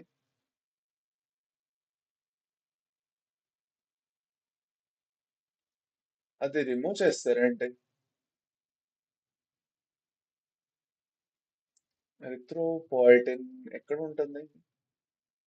ఓ, అది మనకి ఎండోక్రైన్ సిస్టమ్ లో ఉంటుంది కదా. ఎరిథ్రోపాయిటిన్ గురించి ఐ థింక్ మనకి ఎండోక్రైన్ సిస్టమ్ లో ఉంటుంది, రైట్? ఎరిథ్రోపాయిటిన్ కూడా మనకి జేజీ సెల్స్ రిలీజ్ చేస్తాయి. ఓకే, ఏదైతే మన ఆర్బీసీస్ ఫామ్ చేస్తుందో ఐ థింక్ మనకి అది ఎండోక్రైన్ సిస్టమ్ లో ఉంది. Correct, correct. ఓకే, నేను అది ఇక్కడే ఉందేమో, మిస్ అయ్యేమో అనుకున్నాను. ఓకే, పదండి. సో అన్నిటికన్నా ఫస్ట్ మనకి లంగ్స్ ఏంటంటే, లంగ్స్ ఏవైతే ఉన్నాయో మన కార్బన్ డైఆక్సైడ్ ఏదైతే ఉందో దాదాపు every day, sorry, 200 ml per minute మనకి 200 ml. సో పర్ డే మనకి ఎంతో ఆలోచించుకోండి. బోల్డ్ అంతా క్వాంటిటీస్ ఆఫ్ వాటర్ ఇంకా కార్బన్ డైఆక్సైడ్ ని రిమూవ్ చేస్తున్నాయి. సో గోయింగ్ అగైన్, మళ్ళీ చెప్తాను. మనకి లంగ్స్ ఏవైతే ఉన్నాయో చాలా ఎక్కువ అమౌంట్ ఆఫ్ కార్బన్ డైఆక్సైడ్ ని రిమూవ్ చేస్తున్నాయి, లేదా రెస్పిరేషన్ జరుగుతున్నది. Carbon dioxide is a waste product, మనకి అక్కర్లేని ప్రోడక్ట్, ఎక్స్క్రీటరీ వేస్ట్ కింద. ఏదైనా మన బాడీకి అక్కర్లేదు వేస్ట్ అంటే అది ఎక్స్క్రీటరీ వేస్ట్ కింద వస్తుంది. సో కార్బన్ డైఆక్సైడ్ ఇంకా వాటర్ బోల్డ్ క్వాంటిటీలోని మనది లంగ్స్ రిమూవ్ చేస్తున్నాయి. మీరు అనుకుంటారు సార్ కార్బన్ డైఆక్సైడ్ రిమూవ్ చేసినంత వరకు ఓకే, వాటర్ ని ఎందుకు రిమూవ్ చేస్తున్నాయంటే ఎప్పుడైతే మన బాడీలోని ఈ గ్యాసెస్ పాస్ అవుతున్నాయో మనం చదువుకున్నాం, మనది ఏదైతే రెస్పిరేటరీ ట్రాక్ట్ ఉందో దాన్ని కంటిన్యూస్ గా మాయిశ్చర్ చేస్తూ ఉండాలి. హ్యూమిడిటీ యాడ్ చేస్తూ ఉండాలి, దాంట్లో నీరు యాడ్ చేస్తుంటేనే మనకి గాలి లోపలికి వెళ్ళడం బయటికి రావడం జరుగుతూ ఉంటుంది. So every time the air goes outside the carbon dioxide is warm. అదేం చేస్తుందంటే ఈ వేడి గాలి వెళ్ళడం వల్ల అక్కడ ఉన్న వాటర్ మళ్ళీ ఎవాపరేట్ అయిపోతూ ఉంటుంది. ఎవాపరేట్ అయిపోయి కార్బన్ డైఆక్సైడ్ తో కొంత వాటర్ వేపర్ కూడా మనం యాక్చువల్ గా రిమూవ్ చేస్తాం మన లంగ్స్ త్రూగా. ఓకే, పదండి. నెక్స్ట్, దాని తర్వాత liver, the largest gland in our body, secretes bile containing substances like bilirubin, biliverdin, cholesterol, degraded steroid hormones, vitamins, and drugs. Most of these substances ultimately pass out along with digestive waste. ఇవి digestive waste తో పాటు బయటికి వెళ్ళిపోతాయి. So ఇది మనకి urine లోకి రావు. So lungs లో ఉన్నది మనకి త్రూ ఎయిర్ బయటికి వెళ్ళిపోతున్నది. మనకి లైక్ లివర్ లో ఏదైతే వేస్ట్ ప్రొడక్ట్స్ ఫామ్ అవుతున్నాయో బిలిరూబిన్, బిలివర్డిన్, ఇవి రెండింటి వల్లే మనకి ఏదైతే మన ఫీకల్ మ్యాటర్ ఉందో ఎల్లో కలర్ లో వస్తుంది కదా.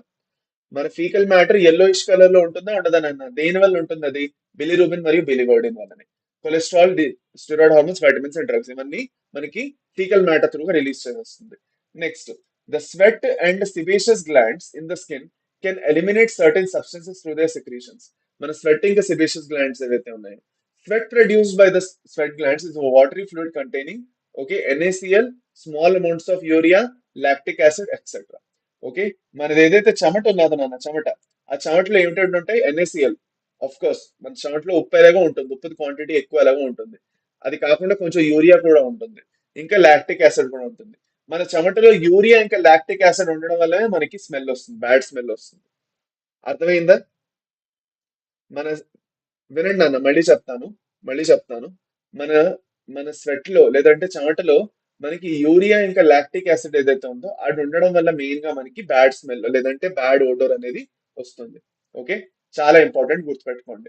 మన ఎప్పుడైనా చెమటలు వచ్చినప్పుడు మనకి ఆంపిట్స్ దగ్గరైనా లేదంటే చాలా ఎక్కువ చెమటలు వచ్చాయంటే మన క్లోత్స్ నుంచి స్మెల్ వస్తున్నారు కదా, that is because of the urea and lactic acid.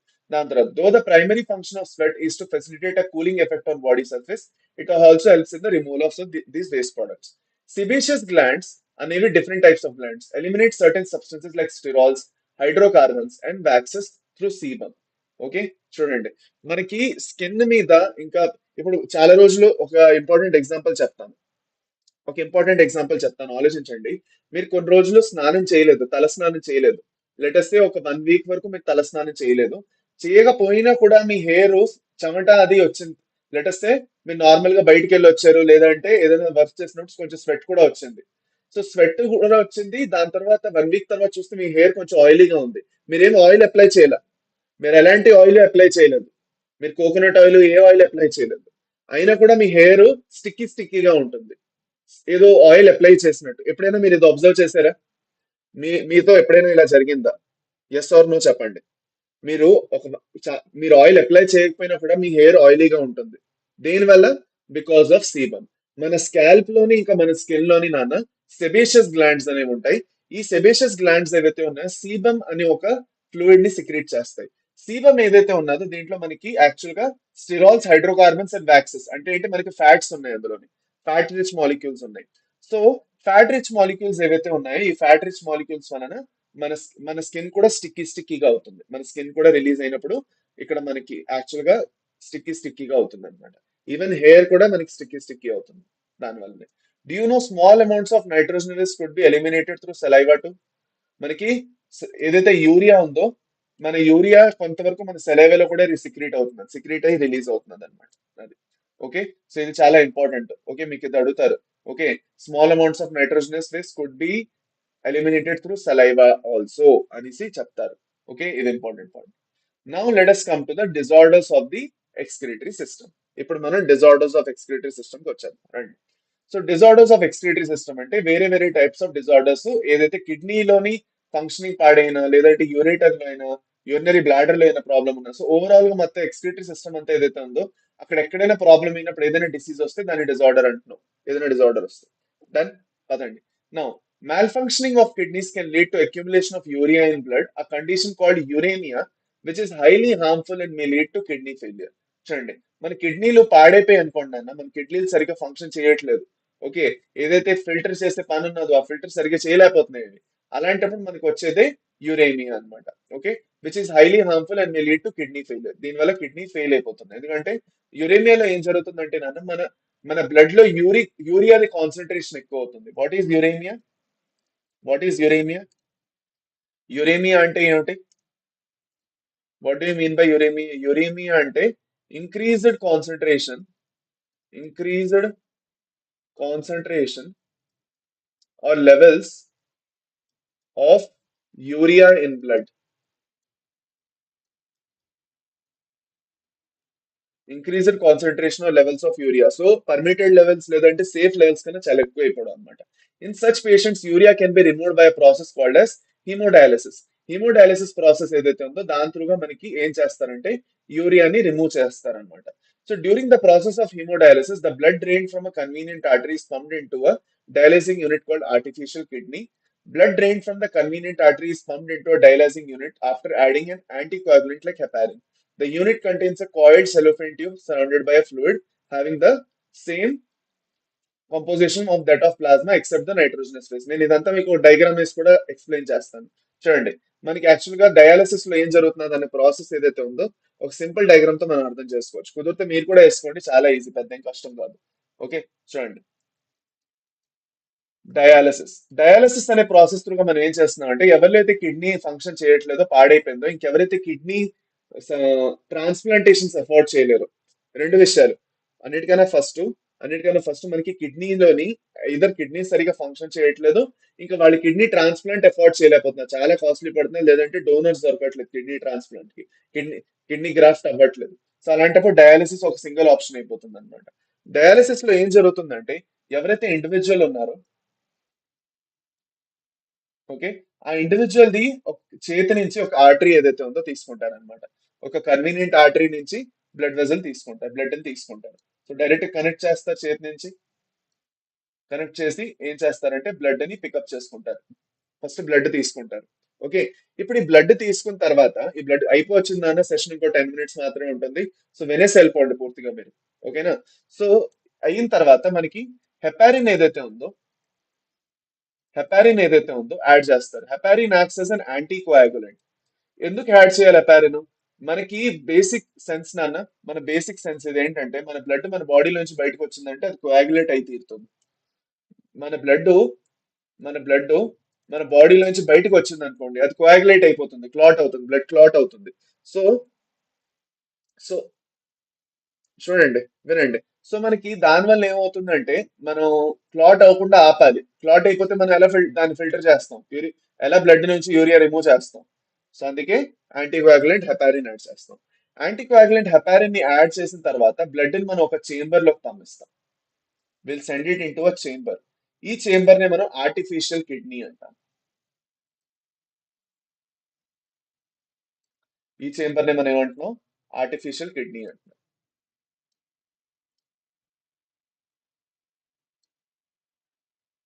Okay, ఇప్పుడు ఈ ఆర్టిఫిషియల్ కిడ్నీలో ఏం జరుగుతుందో జాగ్రత్తగా చూడండి. ఆర్టిఫిషియల్ కిడ్నీలో ఏం చేస్తారంటే, బ్లడ్ ని ఒక సిరీస్ ఆఫ్ పైప్స్ త్రూగా పాస్ చేపిస్తారు.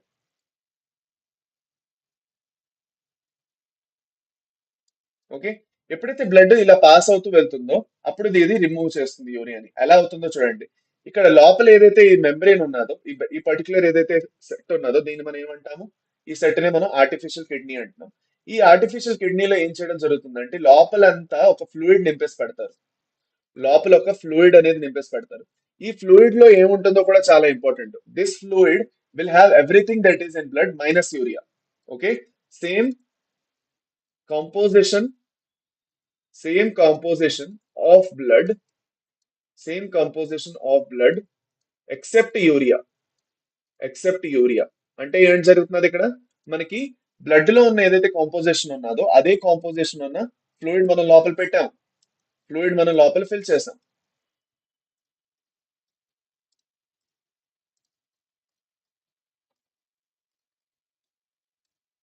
ఓకే, ఇప్పుడు ఏం జరుగుతున్నది క్లియర్ గా వినండి.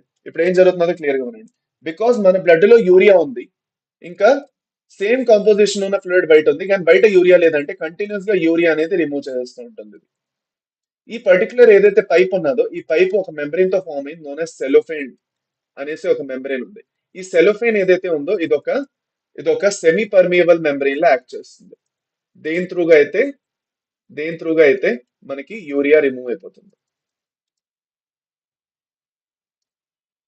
ఓకే, దేని త్రూగా అయితే మనకి ఓకే యూరియా రిమూవ్ అయిపోతుంది.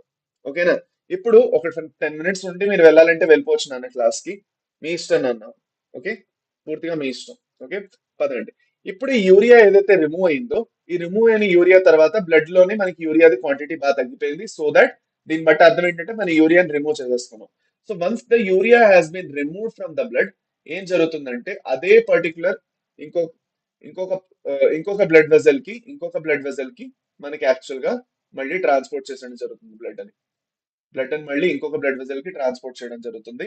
కానీ ట్రాన్స్పోర్ట్ చేసినప్పుడు మనం దీనిలో ఒక యాంటీ హెపారిన్ యాడ్ చేస్తాం. ఎందుకంటే మనం హెపారిన్ అలాగే యాడ్ చేసి కంటిన్యూ చేసి మళ్ళీ పంపించేసాం అనుకోండి బాడీ లోపలికి, మనం అప్పుడు ఏం జరుగుతుందంటే మన బాడీ లోపల వెళ్ళిన తర్వాత అదొక యాంటీ కోయాగులెంట్ ఫార్మ్ లో ఉండిపోతుంది, బ్లడ్ కోయాగులేట్ అవ్వదు, and that is a problem. మీకు వాళ్ళకి ఇంకెప్పుడైనా ఫర్దర్ లో వాళ్ళకి ఏదైనా దెబ్బ తగిలిన ఇంజరీ జరిగినా బ్లడ్ క్లాట్ అవ్వకుండా అయిపోతుంది. So that is a very dangerous situation. సో అందుకే only for the purpose of dialysis మనం కోయాగులెంట్ యాడ్ చేస్తాం, యాంటీ కోయాగులెంట్ హెపారిన్. సో దాంతో సంబంధించిన యాంటీ హెపారిన్ ఏదైతే ఉందో మనం యాడ్ చేసి కానీ మనకి క్లాటింగ్ ఏదైతే రెగ్యులర్ గా బ్లడ్ లో జరుగుతుందో అది నార్మల్ స్టేట్ కి వచ్చేస్తుంది, బ్లడ్ మళ్ళీ వెళ్ళిపోతుంది అనమాట మన బాడీలోకి. ఓకే, అది అన్నమాట. నా ఇక్కడ వరకు ఈ పాయింట్ క్లియర్ అయిపోతే మనకి మీ అందరికీ అర్థమైపోయి ఉంటుంది దట్ మనకి డయాలిసిస్ ఎలా జరుగుతుంది. కానీ ఇక్కడ ఇంపార్టెంట్ పాయింట్ మనందరం మాట్లాడుకునే లేదు. నేను ఇప్పుడు కంటిన్యూస్ గా యూరియా ఇక్కడ రిమూవ్ చేసేస్తున్నానని చెప్పాను. సో ఫస్ట్ సపోజ్ లోపల ఉన్న ఈ యూనిట్ లో డయాలిజింగ్ యూనిట్ ఏదైతే ఉందో దీంట్లో యూరియా కాన్సన్ట్రేషన్ అలా పెరిగిపోతున్నదా లేదా కంటిన్యూస్ గా యూరియా వచ్చేయడం వల్ల? సో అందుకే నేను యూజ్డ్ ఫ్లూయిడ్ ని కంటిన్యూస్ గా రిమూవ్ చేస్తూ ఉండాలి. యూజ్డ్ ఫ్లూయిడ్ ఏదైతే ఉందో కంటిన్యూస్ గా రిమూవ్ చేస్తూ ఉండాలి, కంటిన్యూస్ గా రిమూవ్ చేస్తూ ఉండాలి. నేను దీన్ని కంటిన్యూస్ గా రిమూవ్ చేస్తుంటే మాత్రం నేను ఫ్రెష్ ది యాడ్ చేయడం జరుగుతుంది. అందుకే ఇది కంటిన్యూస్ గా రిమూవ్ చేస్తున్నాను, ఇక్కడ నేను ఫ్రెష్ ఫ్లూయిడ్ యాడ్ చేస్తున్నాను, ఫ్రెష్ గా మళ్ళీ యాడ్ చేస్తున్నాను. సో అలా చేస్తూ ఉండడం వల్ల మనకి ప్రాబ్లం లేకుండా అయిపోతుంది అనమాట. Okay, done. పదండి అన్న, దిస్ ఇస్ డన్. ఇప్పుడు మనం కొంచెం రీడింగ్ చేసేసుకుంటే అయిపోతుంది, చాలు, ఇంకేం అక్కర్లేదు దీని తర్వాత. రండి. So the porous cellophane membrane of the tube allows the passage of molecules based on the concentration gradient. మన బ్లడ్ లో యూరియా ఎక్కువ ఉంది, దాంట్లో తక్కువ ఉంది, దాంట్లో లేదు. As nitrogenous waste are absent in the dialysing fluid లో nitrogenous waste లేదు కాబట్టి these substances freely move out, thereby clearing the blood. The cleared blood is pumped back into through a vein after adding antiheparin to it. So మనకు ఒక artery నుంచి తీసుకుంటున్నాం, ఒక vein నుంచి return ఇచ్చేస్తున్నాం. So this method is a boon for thousands of uremic patients around the world. Okay, ఎవరైతే kidney graft actual గా accept చేయలేరు, లేదంటే కుదరట్లేదు, ఎఫోర్డ్ చేయలేరు, వాళ్ళకి ఇది ఒక వరం లాంటిది అనమాట డయాలిసిస్. లేదంటే వాళ్ళ కిడ్నీస్ పాడైపోవడం వల్ల వాళ్ళ బ్లడ్ లో యూరియా కాన్సన్ట్రేషన్ అలా పెరిగిపోయి ఇట్ యూరేమియా అనేది అయిపోతుంది అనమాట. So it is very hard అందుకు. Okay, done. Next, kidney transplant అనేది next option is the ultimate method in the correction of renal failures or kidney failure. So kidney failure అయినప్పుడు మన best ఏంటంటే కిడ్నీ ట్రాన్స్ప్లాంట్ చేయాలంటారు, but it is not that easy. A functioning kidney is used in the transplantation from a donor, preferably a close relative. ఒక close relative నుంచి ఎక్కువగా తీసుకుంటారు to minimize its chances of rejection by the immune system of the host.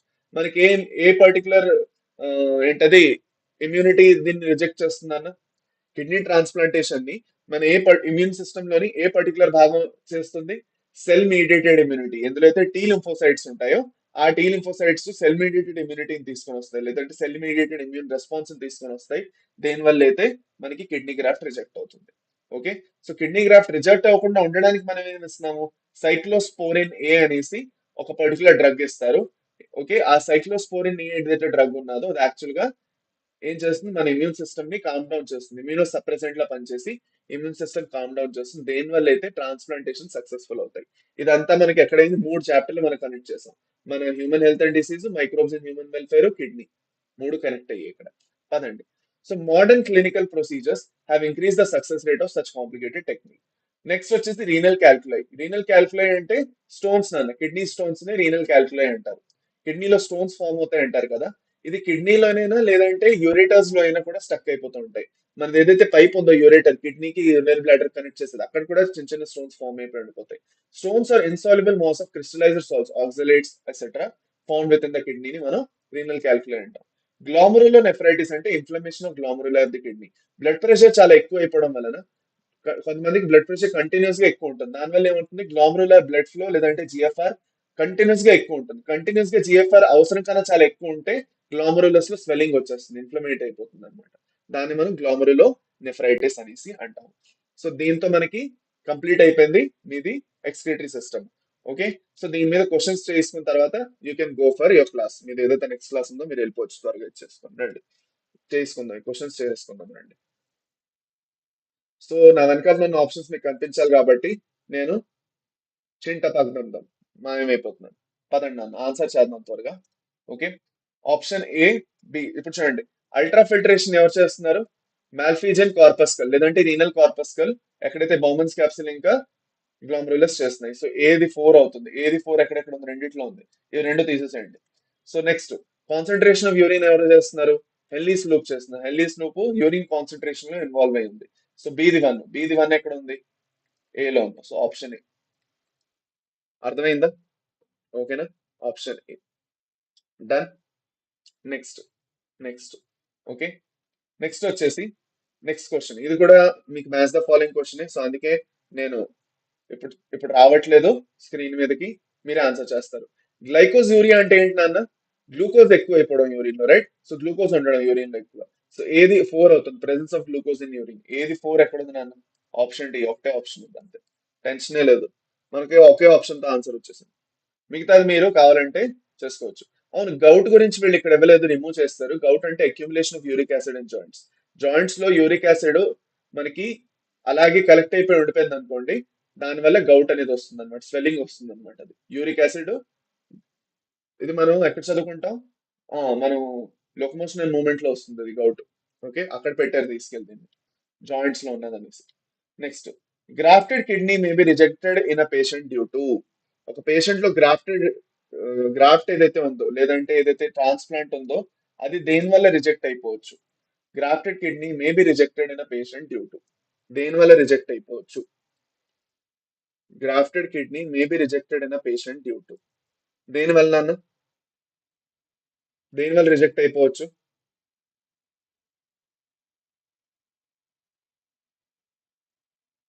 Grafted, నేను ఇందాకలే చెప్పాను, cell mediated immune response. ఏదైతే T cells తీసుకొని వస్తాయో, టీ లింఫోసైట్స్, దానివల్ల గ్రాఫ్టెడ్ కిడ్నీ అనేది రిజెక్ట్ అవ్వచ్చు. NEET 2015 question.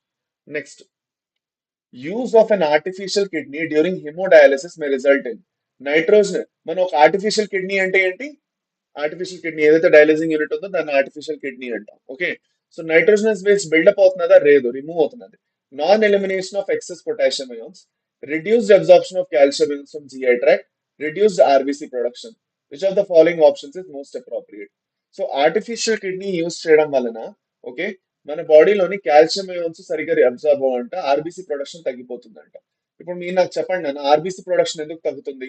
ఎందుకంటే మనకి కిడ్నీ నార్మల్ గా యాక్చువల్ గా జిఎఫ్ఆర్ ను ఇంకా అవన్నీ చేసి ఫిల్టరే చేయట్లేదు. సో ఆ లెక్క బట్టి చూసుకున్నట్లయితే మనకి ఆర్బీసీ ప్రొడక్షన్ కంపారిటివ్ గా తగ్గిపోతుంది, అనీమిక్ అవ్వడానికి ఛాన్సెస్ ఉంటుంది. సో డి గ్యారంటీగా ఉండాలి. సో డి దేంట్లో ఉందో చూసుకోండి. ఇప్పుడు నైట్రోజన్ స్పేస్ బిల్ అవ్వదు కాబట్టి కాల్షియం అయాన్స్ రీఅబ్జార్ప్షన్ కూడా మనకి తగ్గిపోతుంది. ఎందుకంటే మనకి కిడ్నీ సరిగా ఫంక్షన్ చేయట్లేదు కాబట్టి కాల్షియం అయాన్ కూడా సరిగ్గా అబ్జార్బ్ అవ్వదు. సో ఇట్ ఈస్ కోరిలేటెడ్ అనమాట. Anyways option C and D are correct. Option B, C or D is correct. C or D is correct కదా? C and D is correct. Option B. అదండి. Next, what will happen if the stress receptors. ఇక్కడ మనకు అర్థం చేసుకోవడానికి simple అన్న, RBC production ఎందుకు తగ్గుతుంది అంటే జేజీ సెల్స్ యాక్టివేట్ అవ్వట్లేదు, ఫిల్టరే చేయట్లేదు. ఇక్కడ కూడా సేమే, కాల్షియం అనేది, కాల్షియం మెటబాలిజమే డిస్టర్బ్ అయిపోతున్నది. మనకి ఇవి రెండు రాంగేలండి, దాంతో సంబంధం లేదు. కాకపోతే మనకి కాల్షియం అయాన్స్ ఎందుకు అబ్జార్ప్షన్ తగ్గిపోతున్నది అంటే జిఐ ట్రాక్ట్ లోని మనకి కాల్షియం అయాన్స్ ఏవైతే కిడ్నీ నుంచి బయటకు వెళ్ళాలో అవి అక్యుములేట్ అయిపోతున్నాయి. ఎందుకంటే మనం యూరియా మీద ఫోకస్ చేస్తున్నాం, కాల్షియం అయాన్స్ సరిగ్గా రిమూవ్ అవ్వట్లేదు.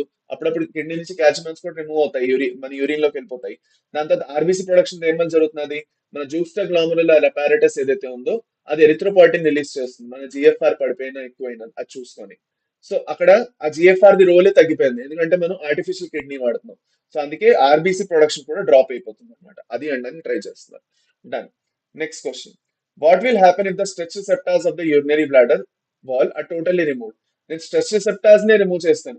ఏదైతే stretch receptors central nervous system కి సిగ్నల్ పంపిస్తున్నాయో యూరిన్ రిలీజ్ చేయించడానికి, ఓకే, బేసిక్ గా యూరిన్ రిలీజ్ చేయించడానికి ఏదైతే సిగ్నల్ పంపిస్తున్నాయో ఆ స్ట్రెచ్ రిసెప్టార్స్ లేవు. సో స్ట్రెచ్ రిసెప్టార్స్ నేను రిమూవ్ చేస్తానంటే యూరిన్ రిలీజ్ అవుతుందా? మిక్చురేషన్ జరుగుతుందా? జరగదు. So there will be no micturition. Urine will continue to collect అంట, మిక్చురేషన్ విల్ కంటిన్యూ అంట, యూరిన్ విల్ నాట్ కలెక్ట్ అంట. ఆప్షన్ ఏ అవుతుంది. అంటే మోస్ట్ అప్రోప్రియేట్ ఆన్సర్ ఇక్కడ మీరు చెప్పాలన్నమాట ఆ లెక్క. ఓకే, పదండి. A person who is on a long hunger strike and is surviving only on water will have. Okay, a person who is on a long hunger strike. Okay, చాలా long hunger strike ఉన్నది. Okay, a person who is on a long hunger strike and is surviving only on water. Okay, will have. నీళ్ల మీదే actual గా depend అవుతున్నారు. So less urea in urine, more sodium in is urine, less amino acids in urine, more glucose in blood. మీరే చెప్పండి. Hunger strike అంటే తను food తినట్లేదు. Food తినట్లేదు కాబట్టి ప్రోటీన్ ది క్వాంటిటీ తగ్గిపోయింది. ప్రోటీన్ ది క్వాంటిటీ తగ్గిందంటే ప్రోటీన్స్ బ్రేక్ డౌన్ అవడం వల్ల యూరియా ఫామ్ అవుతుంది కాబట్టి యూరియా కూడా తగ్గిపోయింది. So less urea in his urine. Option A, less urea in his urine. Urine లో యూరియా తక్కువ అయిపోతుంది. ఓకే, ఫుడ్ తినకపోవడం వల్ల మన ఫుడ్ ఏదైతే వేస్ట్ ఉన్నదో అది నుంచి యూరియా ఫామ్ అవుతుంది. సో మనం ప్రోటీన్ తినట్లేదు, ప్రోటీన్ బ్రేక్ డౌన్ అయ్యే యూరియా ఫామ్ అవుతుంది. సో అందుకే మనకి యూరియా తక్కువ ఉంటుంది. Option A. Okay, that's it నాన్న, అయిపోయింది, అంతే, ఇంకేం లేదు. Okay, so with this we're done with this chapter. ఈ chapter part 1 part 2 previous year questions NCERT concept అన్ని కవర్ చేపించాను నేను మీకు. మీరు చేయాల్సింది చక్కగా చదువుకోండి, ఈ చాప్టర్ ని కంప్లీట్ చేసి పడేయండి. మనం నెక్స్ట్, ఓకే, ఇంకొక చాప్టర్ తో మళ్ళీ కలుద్దాం. ఇప్పటి వరకు ఇంకా ప్లాన్ కంప్లీట్ లేదు, మనం ఏ చాప్టర్ చేయబోతున్నాం అన్నది. మీరు నన్ను ఏదైనా చాప్టర్ చేయాలి అని మీరు కావాలనుకుంటున్నారు, సార్ ఈ చాప్టర్ మీరు చేయండి అని మీకు అనిపిస్తున్నది అంటే you can put it down in the comment section below, మనం ఆ చాప్టర్ కవర్ చేద్దాం. అండ్ కుదిరితే దాన్ని వన్ షాట్ లోనే కవర్ చేద్దాం, with NCERT concept and PYQs అదే ఫార్మాట్ లో కవర్ చేద్దాం. So if you're interested in that, కింద కమెంట్ సెక్షన్ లో పెట్టండి నాన్న. Thank you very much for attending today's session. మళ్ళీ మనం నెక్స్ట్ సెషన్ లో కలుద్దాం. By by, take care and have a nice day. By, by.